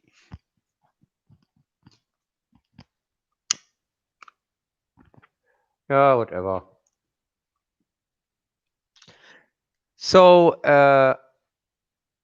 Greg, are there some interesting news happened here in last weeks? Because I was kind of distracted and didn't get anything. Well, let's see. Well, Disney released Mulan at $30 price point on their little streaming service, and they initially reported that they had made like 280 million or something, or that's what the trades reported. But then it came back later that they'd only made something like 50 or 60 million, and they were saying they weren't going to be using that model in the future, which means, it cost them maybe 300 million to make, and they were thinking they'd make like $1 billion, and they end up making 60 or 70 million because I mean, $30 is a lot of money to rent a movie. That isn't even owning it.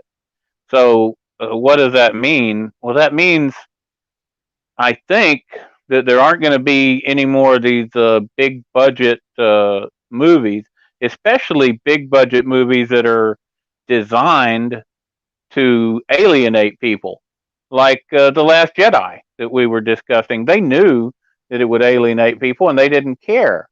They were happy about it. They were making so much money. Just for instance, Disney lost all the money from their cruise ships. They lost all the money from their theme parks, which are coming back, but at highly reduced. They've got one of them open, and they're highly reduced in profitability. They don't have any money coming in off their movies, so they're hurting for the first time ever, or in a very long time. Even when you had previous problems like 9/11 or something, they still had revenue streams coming in. People still went to the movies. Now, they're in trouble, and it isn't just them; it's all the movie studios. The way I see it, you're going to have a resurgence of independent film, and one of the things, Hollywood is in California, and California has these heavy mask restrictions. You may have heard of, the Yeah. virus or whatever, and they're very restrictive. And I think that's going to push a lot of people to other filmmaking sites, whether it's in Georgia or Texas or New York or places like that. Anywhere that has, and Canada has but it just depends. Like New York's going to be very restrictive. Texas is going to be less restrictive. Georgia is going to be less restrictive. So you're going to see the places that do filmmaking that are in areas that are not super restrictive about this virus, and they're going to start booming. Hollywood's going to start shrinking on the vine, and they're sure not going to be able to pump what 3, 4, 500 million into a film, hoping to make $1 billion or something. I don't see that as a viable business model anymore. The way I see it, they're going to go with independent films. They're going to go with, at most, mid-budget and low-budget films. I think things like horror movies are going to make a comeback because you have a lot of bang for your buck on the horror movie. And horror movies, in my opinion, are less likely to be woke because they operate on tension and suspense, and they require a decent writing. I don't understand. What the hell can you put in a horror movie to shock people when life is becoming so shocking itself? And when people now have to fear to get arrested when they leave their home for some stupid rules that are made up on the fly and changed every day and every week. Here in Germany, for example, we have now masks on the street. A thing where I talked about in March, and people told me I'm crazy, and it got much tension here between here my friends and so on, and that was the time where also the stream wasn't online because of it, where I said this is a dictatorship in 1984 and things like that, and people told me no, I'm crazy and things like that. And yeah, now we have it. It's exactly what I said. Here in Germany, we have big cities where, for example, Hamburg, where in the middle of the city, you have to wear a mask on the street, and it's not it's not on and also in Munich here in Bavaria, and it's not in the whole city. It's just on special streets where you have to wear Like the masks. city center or something? Yeah, but not the whole center. In the center, so you have to wear for in this street you have to wear a mask from this house number to this house number. After Really? that, you don't have to, and then you have to wear it again. Why did they do that? Because of I don't see why they would do that. It has nothing to do Science. with a virus or science or health or this is uh, this is it's just a dictatorship, as I said the whole time. And if anybody now comes to me and tells me no, it isn't, then this is a stupid fuck, because this is not, I don't make that up. You can look that up if you want to. Everybody who doesn't believe me can look that up. We have here cities where you have to wear now a mask in some streets, and in some you don't have to. Same city. So as you said, it doesn't make any sense, and yeah, and they want really money for that. Something like 250 euros and things like that. So what Wow. nobody can afford. So yeah, I have no clue why this is still going on. Because latest now it's clear this is a dictatorship. People should just uh, put down their stupid masks, burn them on the stake, and throw their government out. They should all go to Berlin and stay there till the government is gone. And after that, they should put them also on trial for their crimes. Yeah, that is that what I normally would expect from when somebody comes up with stupid law like that. Yeah, can you remember here Woody Allen movie? It was called Bananas. Yeah, Did you see that by I did see it. chance? Wasn't Yeah. he a South American dictator or something? Yes, South American dictator, and when Yeah. they got because this dictator was crazy and had crazy rules, so they got rid of him, and the next new dictator started directly with crazy rules like uh, he said directly his first order was that people have now to change every day their underwear, and to control that they have to wear the underwear over the normal clothes. That was his first order. Well, that So makes sense. You got to be able to check it, huh? yeah, so that you can check it. So yeah, but this mess thing, isn't that the same thing? It's I think the mess thing is even crazier, or not. I don't Uh, know. It's pretty crazy. Yes, because you have people on bicycles who have to wear the mask. It, when they drive with their bicycle, they have to wear the mask till a point, And after this point, they don't have to wear it, and after that, then they have to wear it again.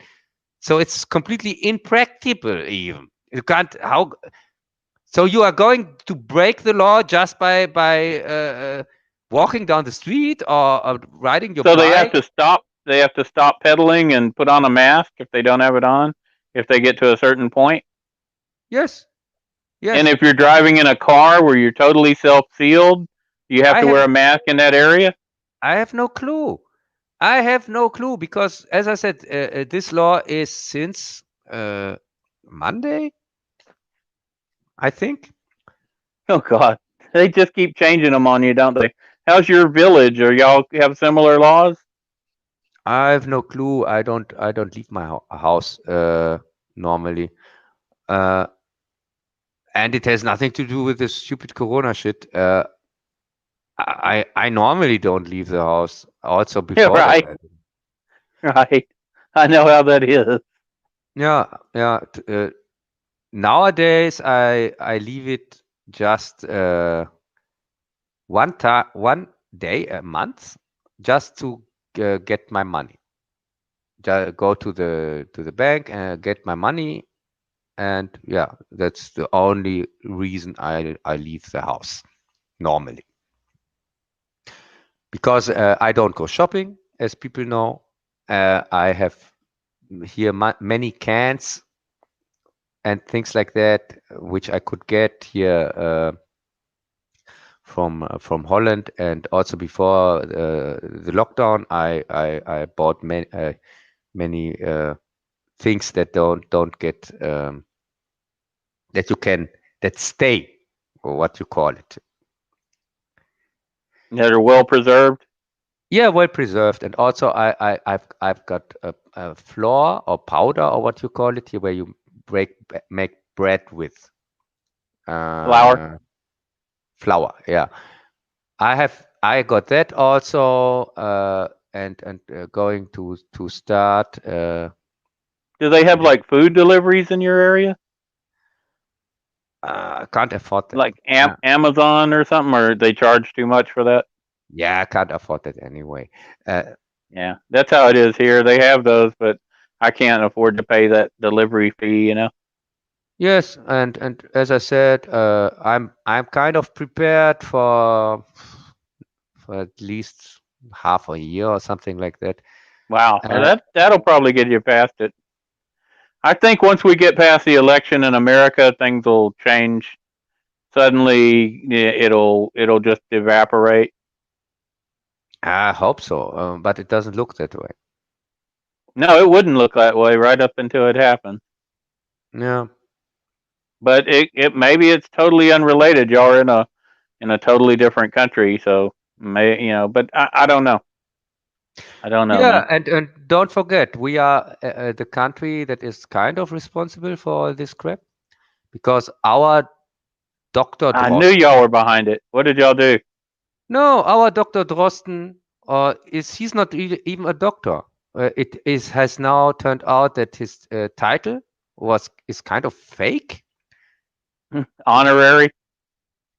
Yeah, yes, he because people were curious, who is this guy who calls himself a doctor and has no, because when you want to call yourself a doctor here in Germany, you have to promote, or what you call it, make write you have to write an essay, not essay, what you call it, you when you write something and you promote vote with it, or and this thing you have to put out, and then you get your title, your doctor title.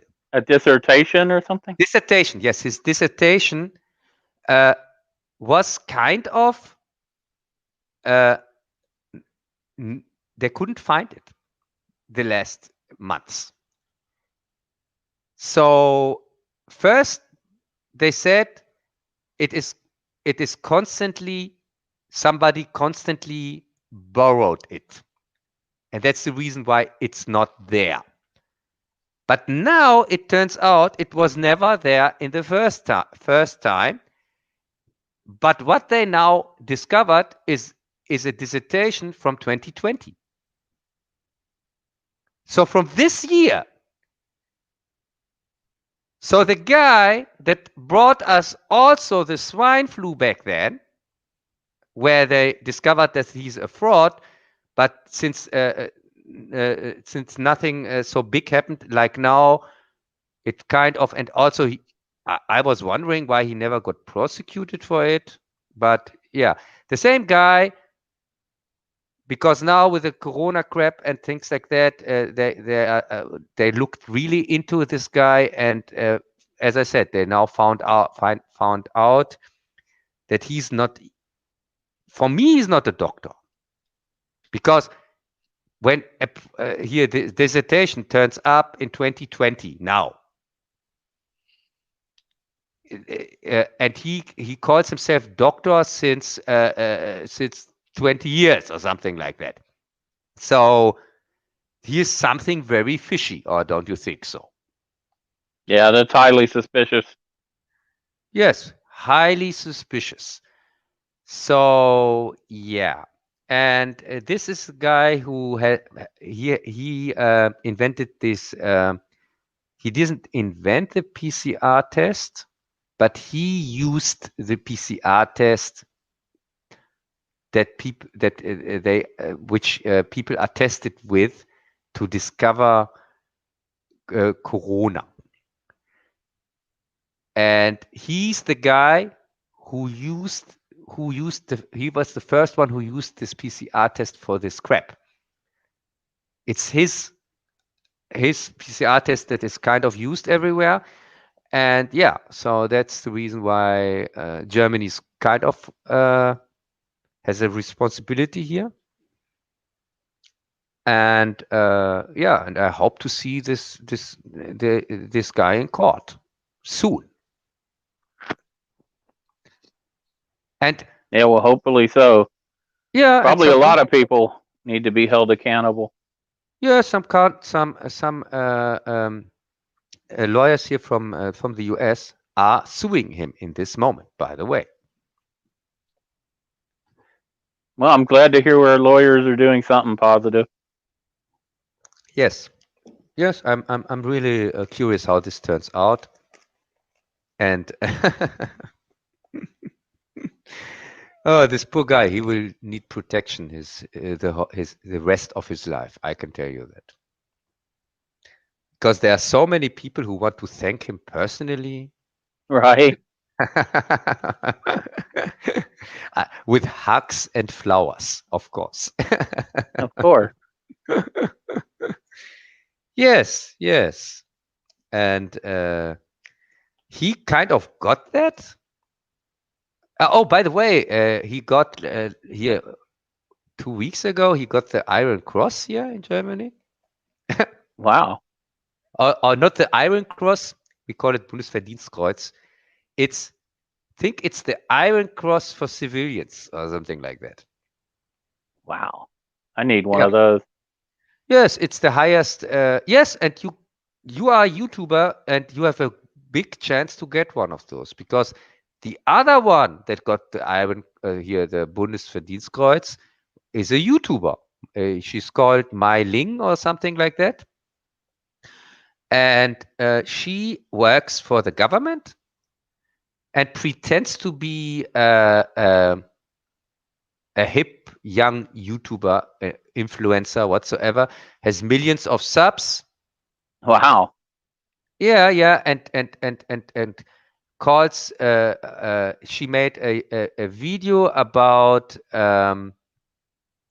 why we shouldn't hear on other opinions besides the government ones when it comes to Corona. And also, she wants an What was her reason? yeah, she means, because first off, because all the scientists, it's clear that this Corona crap is real, and everybody else who says it's not, and especially when scientists say that, They're deniers. they shouldn't shouldn't be be heard. allowed to say that, because it would confuse the normal people. And the Isn't normal that people, exactly what they say about climate change? They can't allow anybody to have a dissenting opinion. yes. So she wants kind of a regulation for that, for opinions. If That's fascist. That's dictatorial. Yes, and that's why she got the Iron Cross here, or the Man, Bundesverdienstkreuz, because as I said, it's a fascist country. Uh, we have no democracy like back then in the Third Reich. We have here now real fascism, because back then people, instead of the mass, they had to do the Hitler salute. And the Hitler salute was not as bad as the new Hitler salute, the mask, which is just that. It's exactly that. And the people back then who had to wear yellow stars are now the Corona deniers. We have here exactly the same situation. And yeah, it does give them a handy excuse to round people up, doesn't it? yes, For your own protection or whatever. I could see them going to the next level. yeah, and we already spoke about that. My next video is about possible outcome, a civil war. And the civil war, of course, is going to be between the people who wear the mask and don't want to see that they got tricked by the government and by everybody else.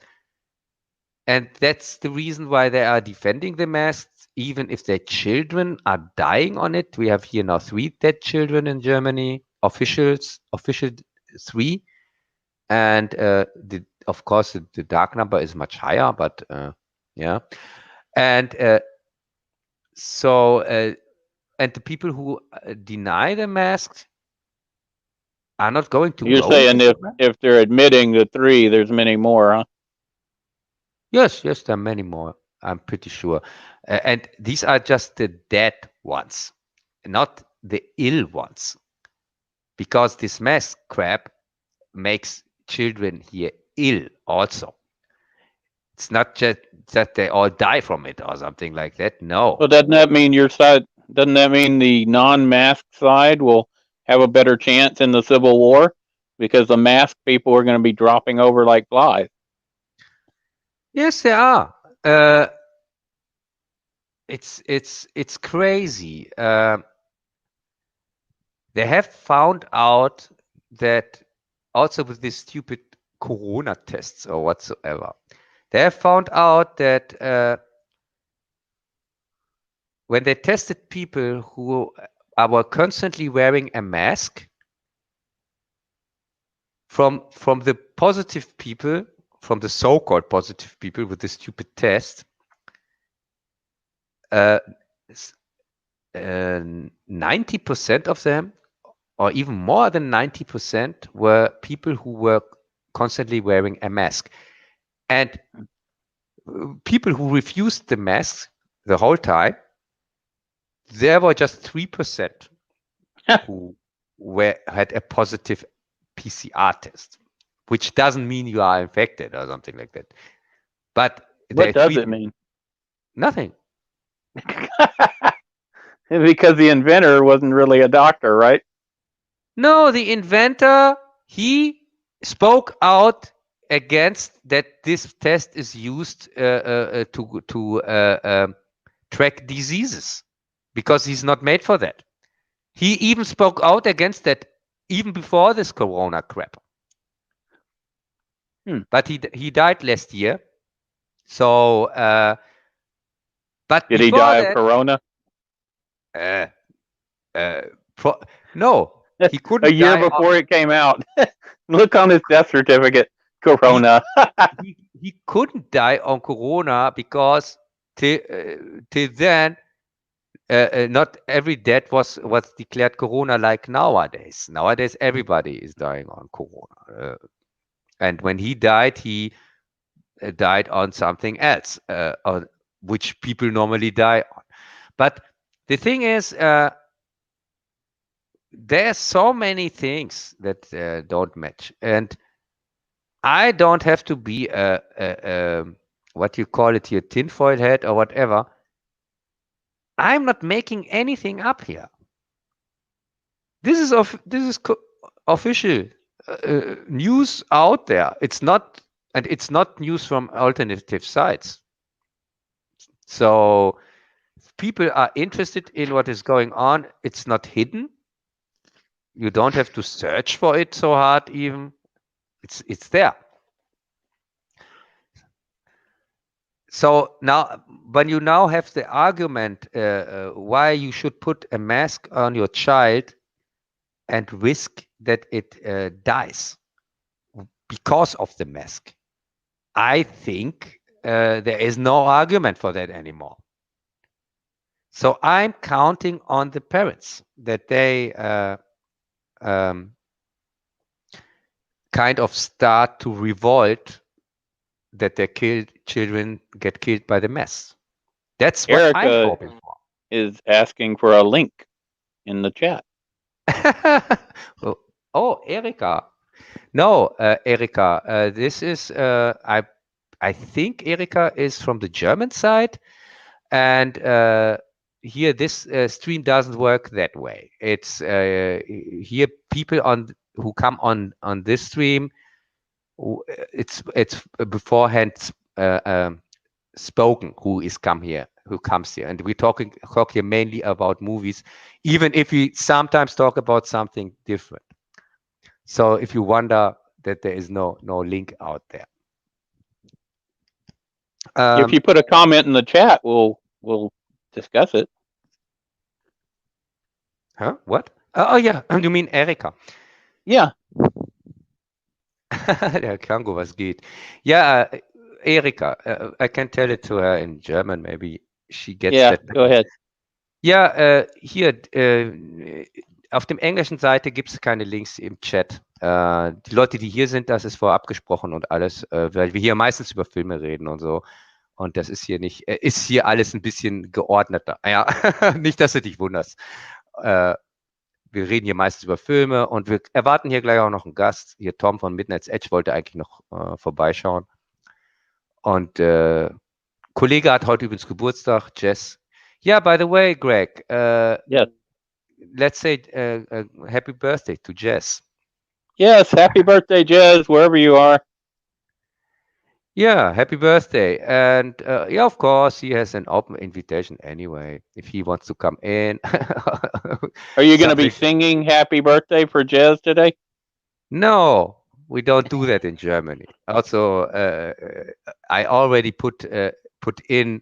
Didn't you read the title? Damn it! Again. I did read it. No hope for you. And there's 47 Jess. So. Thomas Anderson says, Greg, did you hear about the Barrington Declaration? I did not. Have you heard about it, Cub? Yes, I'm pretty sure he means the declaration where some doctors and scientists and so on came together and spoke against the corona, lockdown, the lockdowns, and so on. I did hear about that. I didn't hear it was the title of it was Barrington. Yes, I'm pretty sure. It's like 7,000 doctors or something saying it was worse for the world.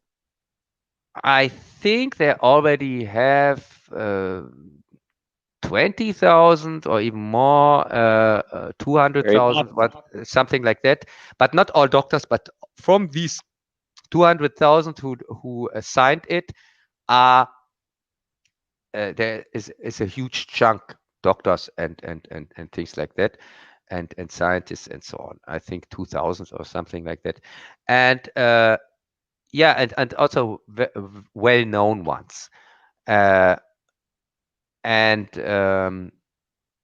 yes, there is a kind of controversy with it, which I don't really want to go into, because the declaration itself doesn't say from the get-go that, for example, vaccination is a bad thing or something like that. But they distance that, they say that here these masks are useless, and also the things that they do, the governments did, are completely over the top, and they shouldn't. So, which makes it a little bit hard for some people to sign it, because, for example, I wouldn't sign it because uh, there are some things in it that I don't agree on. Like, I think the vaccination itself is a fraud. I think viruses don't exist, so I can't sign anything that says they do, even if I'm on the same side like them. And I know it's better than nothing, but Greg, you know me. I'm criticizing that also when it comes to movies and things like that, where I That's say true. our bar is too low. You can't say something like Avengers Endgame, or this other crap shit, which is best mediocre, is good just because the bar is so low. Let's see. Thomas says in detail, the PCR test is no test at all. It is a method to copy something. Is Yes, and he is that how you understand it? he's completely right. He describes it better than I ever could, because yes, the PCR test finds kind of a DNA strain or something like that, and copies it. You can copy it till you have enough of it that you get a positive result. So So basically, that's what an amplifying method. Like when they don't have enough DNA in a sample to do a proper test, is they'd use a PCR to amplify or copy the DNA until they have enough. Is that correct? yes, so it's kind of worthless, but because I don't know why Yeah, you I don't need it. see where that would be helpful in a virus situation. Yeah, the only thing you can prove with the test is, uh, because there is, I'm not a scientist, but I can see a use for the test. Just if you are searching for something, a special DNA strain or something like that, and you are searching for that, and then you copy it 5 or 10 or 20 times or whatever, and then you can just that you get that you can see, this DNA strain is here, but which means nothing.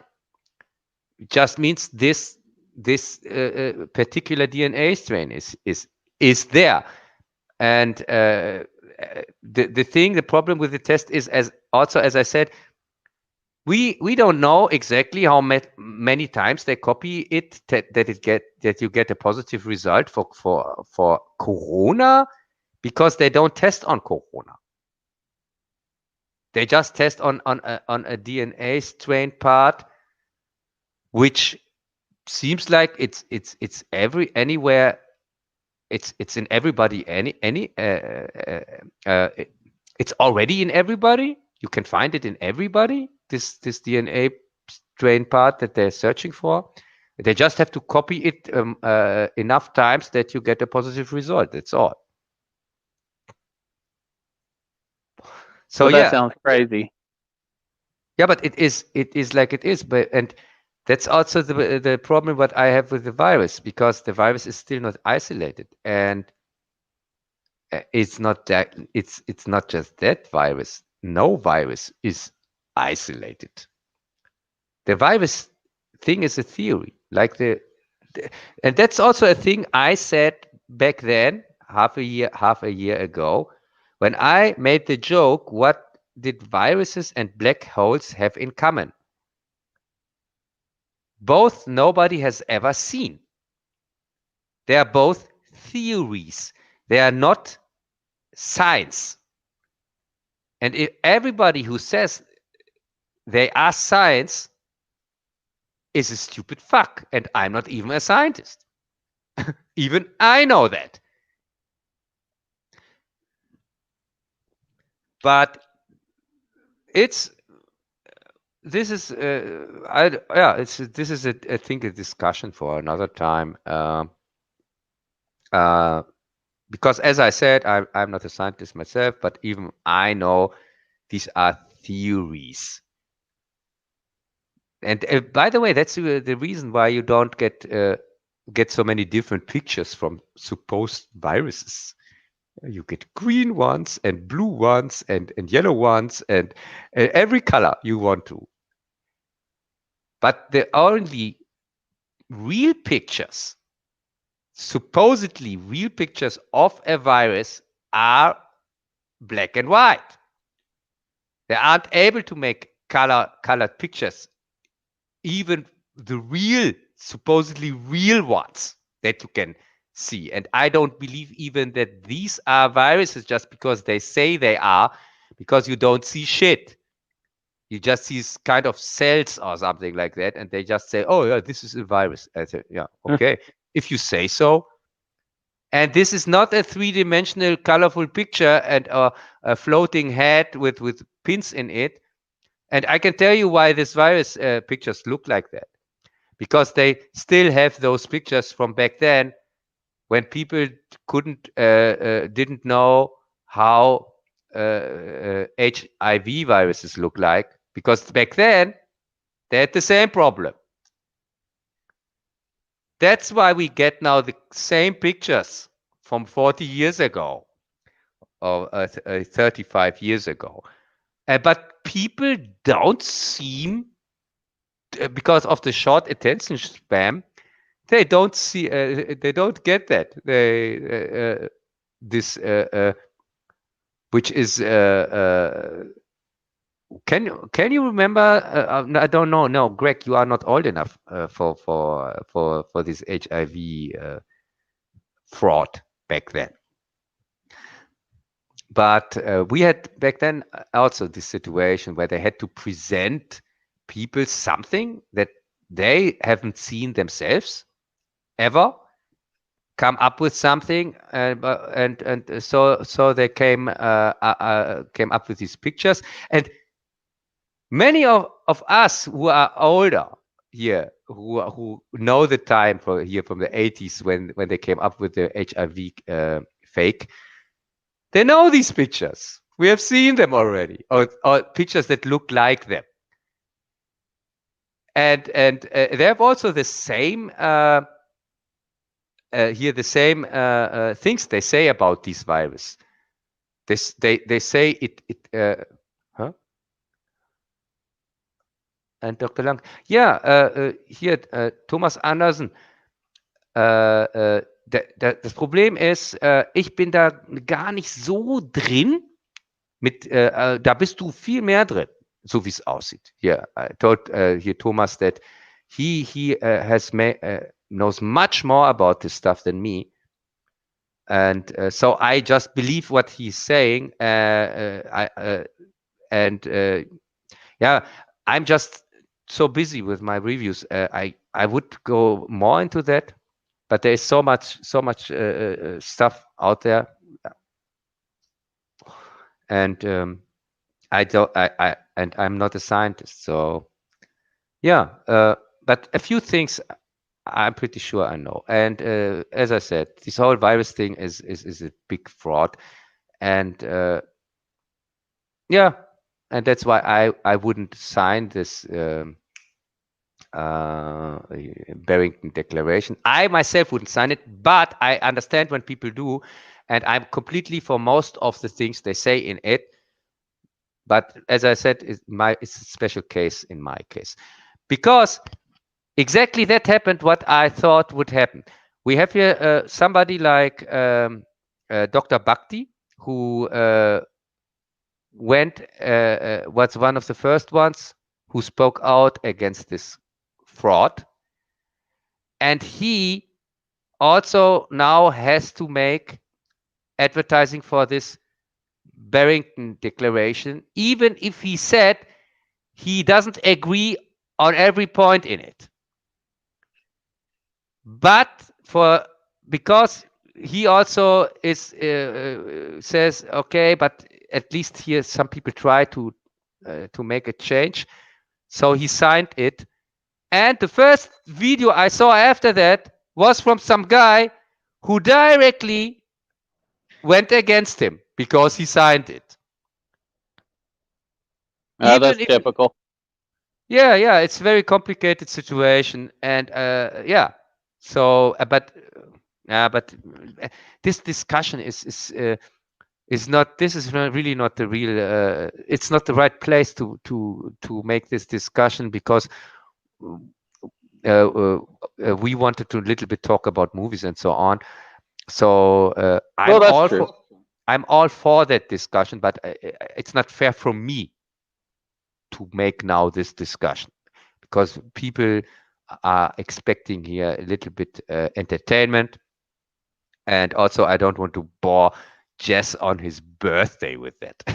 You know how he loves this talk. So well, you could always do a stream later with one of your German friends on your German channel and discuss it.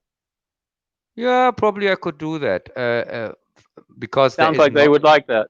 It would be the first stream, by the way, because the German channel has I created a channel for that, but there's still no video out there on the channel. Have to make. Did you try and do one before? Is that what you're saying? So you could set that up, maybe. No, I'm not going to. Today is Jess' birthday. There's some things are more important than sacred. There you go. Than stupid apocalypse, the stupid Armageddon. Yeah, and virus films. Yes, Thomas, I know here many virus movies, and most of my. Well, there you go. You could discuss some virus films. Yeah, or some movies that went viral, maybe. Maybe. Like the Blair Witch Project. Yeah. Don't a lot of the zombie films go with a viral cause for the zombies nowadays? Yes. Yes. Yeah. The virus thing is. Yeah, it's the most used things when it comes to zombie movies, because even Romero went with that. When he in his later movies kind of Day of the Dead, they kind of tried even to cure it, to treat it like a disease, with, by the way, with the same results that we get now, because even in the movie they couldn't treat the virus, and had to give up on it, couldn't isolate it or whatever, and yeah. So the movie was much more realistic and than we thought. Yeah, a zombie movie. Isn't that something?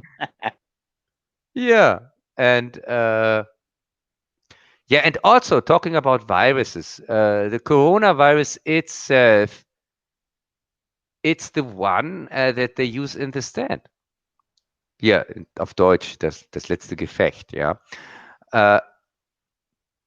And yeah, it's also the flu. It's a super flu, they call it in the story. So yeah, it's not unusual to do that. The reason why diseases in movies often go with that is because you can put everything, these symptoms, that somebody is coughing or has fever or whatever, These are symptoms where you have also with harmless things like a harmless flu or something like that. These flu symptoms. So these are also used in for everything else because you can make suspense or tension when you go that in the that with that road. You have a normal situation where somebody is just coughing or says, I think I have a little bit fever or something like that. Nothing serious. But so you can build tension out of nowhere. And also with your audience, you can build tension because these are most common symptoms ever. And so they go with it also in literature and in movies and now even in reality. And that's also one of the problems I have with this whole corona fraud because the So symptoms. which Uh-huh. movie do you think best represents what we're dealing with now? And don't forget to say hi to Waffen. Oh, Waffen für alle. Uh, yeah, by the way, Waffen für alle means weapons for all. And here, Waffen für I alle, agree with that. yes, hier Greg agrees with that. Greg würde dir da komplett zustimmen. Ja, er kommt aus Texas und wir haben uns da schon drüber unterhalten. I spoke to Greg about that. I completely changed my mind. I made myself a 180 on this whole weapon thematic. Where I now stand on the point. And by the way, that is how I said hello to Waffen für alle when I read the title here in the German stream. I directly told him, "Hey, I'm completely agreeing with this statement." Yeah, Nice. yeah. It seems to be like that we are here now overrun from Germans. Oh my God! Here, Greg, the invasion already started. Who would have thought that? Yeah, but We've got more. ja, Mama has showed up. ja, Mamin, cool, schön, dass du hier bist, Mumin. Aber das ist, You'll have to throw in some. wird hier immer noch Englisch bleiben. Habe ja einen deutschen Kanal extra aufgemacht für die deutsche Stream-Version. Und ja, ich werde da bald mal auch mal einen Stream machen. Wie schon gesagt, ich arbeite gerade an ein paar wichtigen Reviews. Also deswegen, ich musste unbedingt erstmal die Drehbücher fertig kriegen. Ja, das wird mich 1, 2 Wochen mindestens noch in Anspruch nehmen. Yes. Okay. You said which movie describes what is now going on best? We had this already. Dystopias in movies or not? Well, we were discussing like which virus movie would be closer to what we're doing now. I don't think we went with that. No We were one. talking about like Omega Man No and one. No one. No one. isn't that something that of all these movies, nothing is reflecting what we're dealing with? Yes, and the reason is no movie was so crazy that the virus is fake. Because every virus movie had a virus. They had a virus and they had ill people and dead people. It sounds like something JJ would write or Kurtzman. And let's have a No, virus movie with no virus. no, because we have here a situation, and this is also a thing that I don't understand why people don't wake up. Dr. Bullock is Hey, here. you can bet I have seen so many movies and I have complete encyclopedias or what you call it here books about movies. There is no movie out there about a virus where there are no ill people or not dead people. Because if somebody would say, if you have a situation, oh, we have a dangerous virus.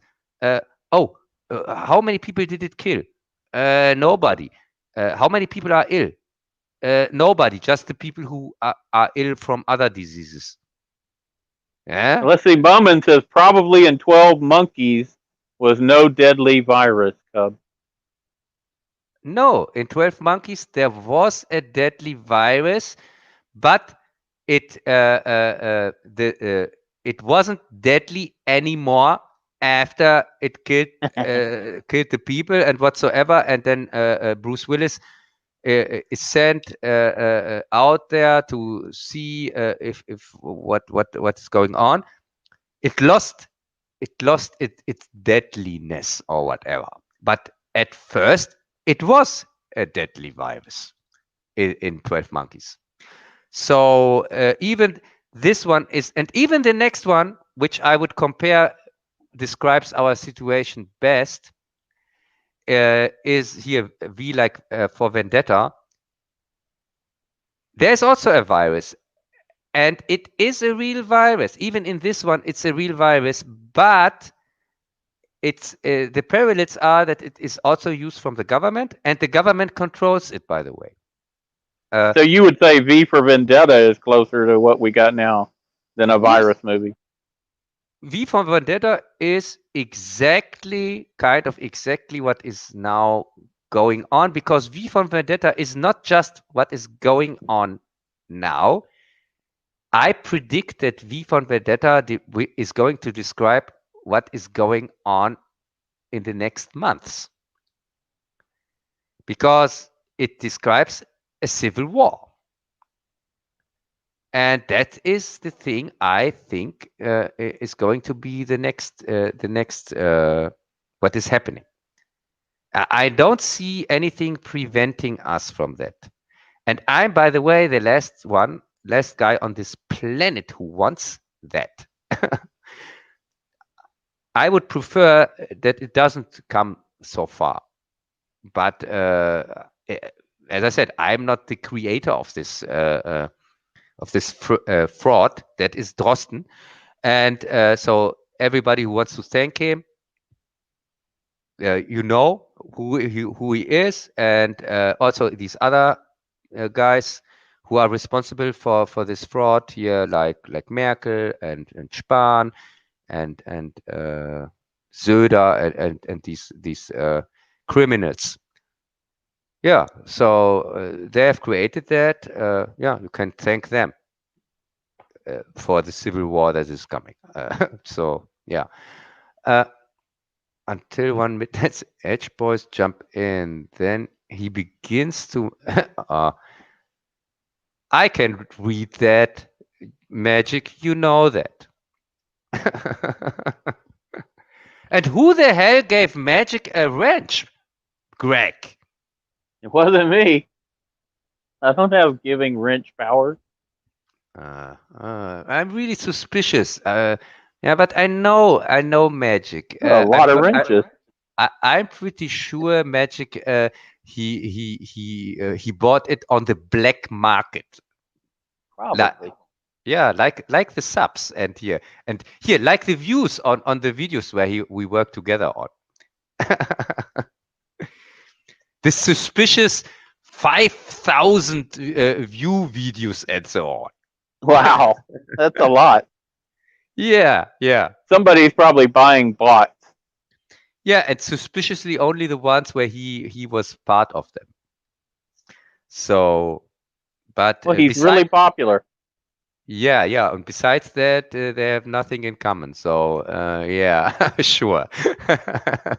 Yeah, he's so popular that the last one we are working together on, which is Surrogate, which was the last one, still is crawling with 50 views or something like that.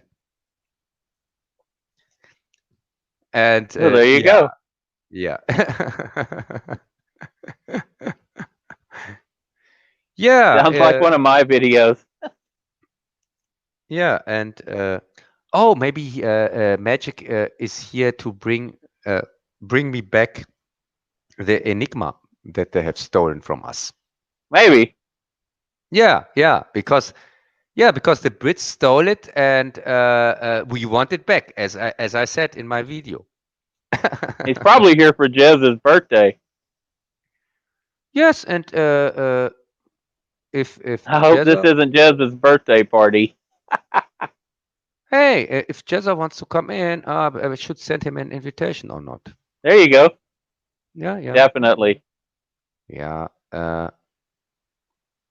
I'm going just to send him one in if he likes to come in. Here I sent him one. Uh, so Jezza, if you can hear us, you can come in anytime. It's your birthday. You have an open invitation anyway. And for the other people who want to come in, no problem. You just have to ask. That's all. There you go. And I don't know. Should we let Magic in? If he But wants in, let him in. yeah, but this is the non-Brit stream. This is the Brit-free stream, and I don't want to lose the good reputation we have. We have just 6 thumbs down till now. Are we up to 6? Yes, yes. Here, these most of them are from the Germans, and here not the I ones bet with it is. The Germans are showing up to give you a thumbs down.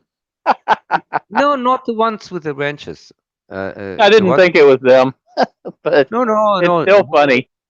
no, no. Mumin is really. She's a nice or he or it. It is an it because Mumin is an animal, by the way, and it's a mixture of here what you call it here hippopotamus. What's the name? The English name for that? Or was I that have the no English idea. name?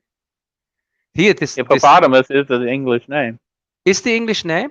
Oh, okay, because it's also the Latin name, I think. And it's kind of it's like that, but it's not that, but it's like that. It's a animal from I think children's story, and so yeah, and I it's a didn't very figure it was any of our people who were stopping in to chat. Probably just some other kind of Germans.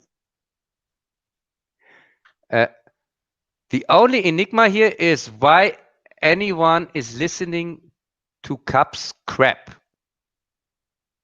Hey, that was not nice, Magic. Going directly to send him an invitation. So Isn't thumbs down how Germans show their love? Maybe they're yeah, just confused. yeah, probably. It has to be. There's no other explanation, or not? Oh, No, no. Maybe it's like within Australia because Germany is on the other side of the planet, and so the thumbs down is there, thumbs up, or something like that. maybe. Who knows? Hey, I'm pretty sure in Australia all these thumbs down are thumbs up, or not?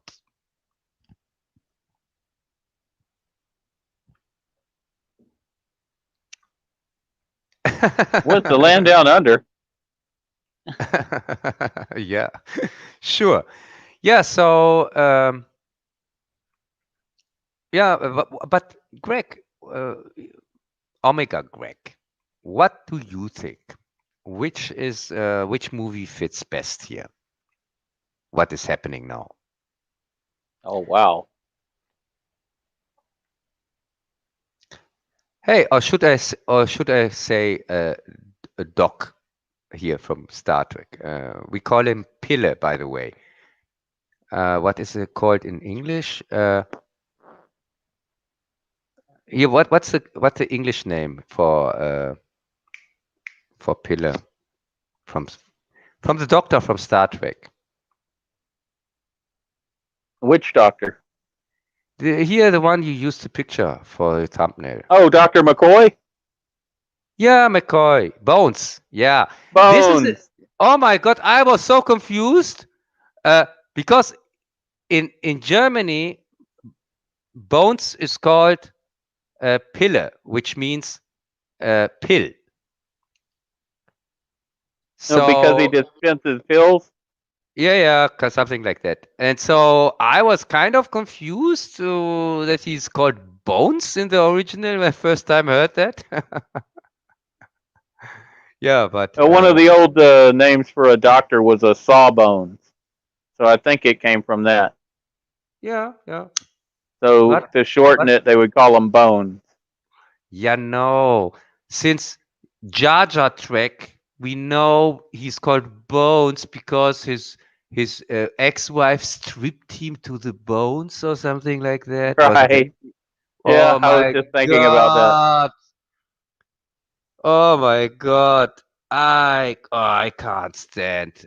If somebody tells me that this even the first Star Trek one here from Jar Jar is decent, I just remind him of that. Okay. Crap like that. Giving some backstory which is completely unnecessary, not needed whatsoever. What the hell? Magic, did you put the link for the stream here in the open chat? Why did you do that? That's what he did. Whatsoever. Uh, yeah. As I said. Yeah, but it's okay. Magic. I'm not angry or something like that. He always tries this troll things. Here for the Germans, by the way, this is our official troll. Yeah, Magic Bollocks. Yeah, Doctor Bollocks. You better tell him in German. No, he has already a German name. Here in my last review, I call him Magischer Bollocks. I Germanized him already. No, he has a German name, and also Brent got also a German name. When you, that's why you never read the end credits here from my reviews. They're the No, best jokes. The best jokes are in there, by the way. I'm you gonna have to check those out. yes. Here, Magic got a German name, and also Brent, and everybody was Germanized there. Because I was talking about a German movie here, U96 here, das Boot. Yeah, and even called the section Das Brit. Eh, Yeah, yeah, whatever. Yes, Greg, what do you think? What would fit the situation we are now in? And I can see also if you see it a little bit different than me, because that people get reminded on that you are in Texas, I'm here in Germany, and of course we maybe have different uh, see it differently which movie fits here.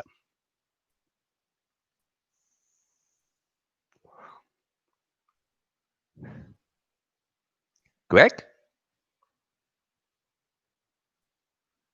Ah, seems like we have here some technical difficulties. Greg, are you still there? There's something with your connection.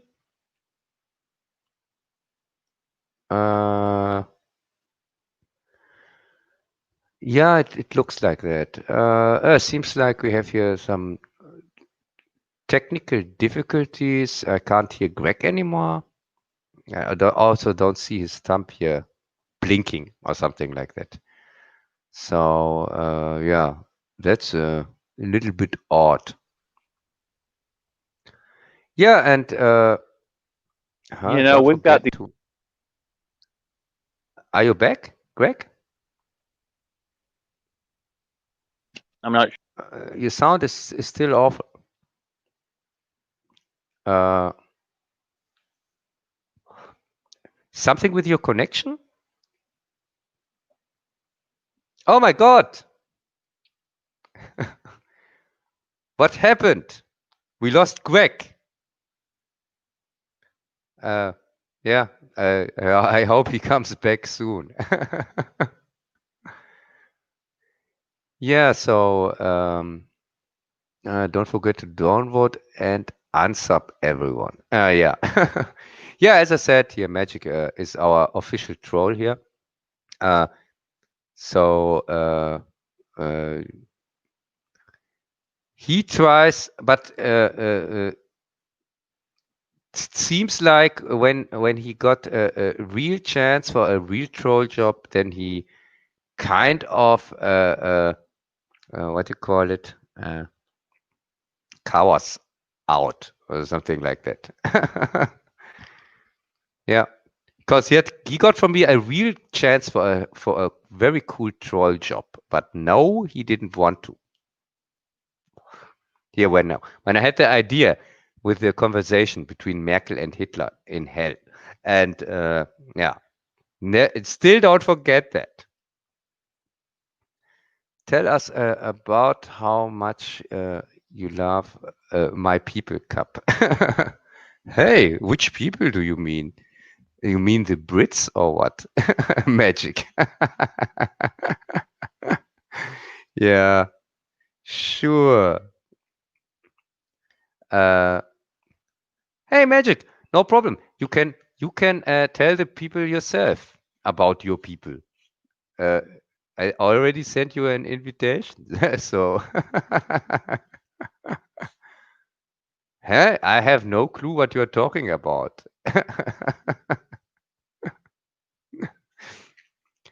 You have to be more specific.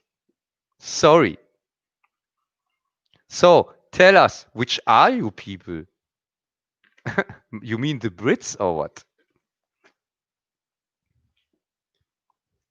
Or is there anything else I should know? Whatever. Uh, wait a second. I have to check here something out. Yeah, as I said, seems like Greg has here some technical difficulties. It's not the first time, so I assume that maybe his laptop gave up or something like that, and probably he's going to try to get in again when everything is all right again. I don't know, but yeah, going to wait a little bit, and till then, going to talk a little bit to maybe Magic. I'm guessing it involved tomatoes. Yeah, sure.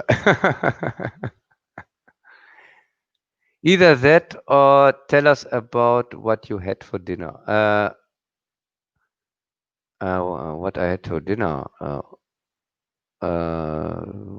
that's a good question. Oh yeah, spaghetti. I had today spaghetti.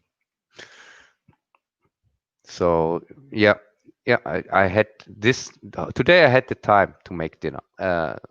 That's really rare. Normally, I make dinner in the middle of the night because normally I forgot to make dinner when I was working on something, on a script or editing or something like that. But this time, yes. Yeah, Greg, no problem. When if you can come back, come back. But if not, that would be a shame. But yeah, just tell me if you get it repaired or whatever. So yeah, maybe with somebody wants to jump in here for Greg. Kannst du auch mal zu Ace rüberkommen, Cap? Ja, klar, Mumin. Ist der immer noch am Stream? Ist das immer? Mumin? Is it still the same stream? Like the one he started 6 days ago? Das wäre ja interessant. Ist es immer noch derselbe Stream ist? Oh my God! Really? How does that work? I don't understand.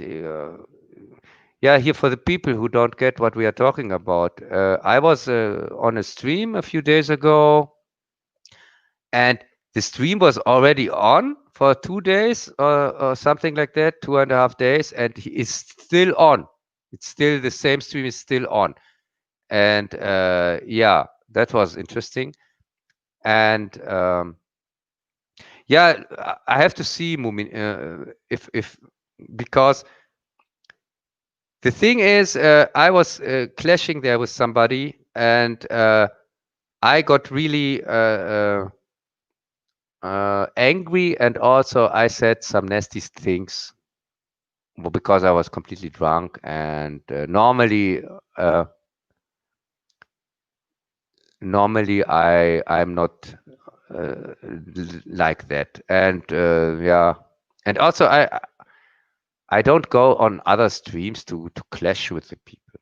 Yeah, if I when I go there, I want to talk to them in a normal fashion and not constantly argue about stupid stuff like where I come from and things like that, which is not important in my.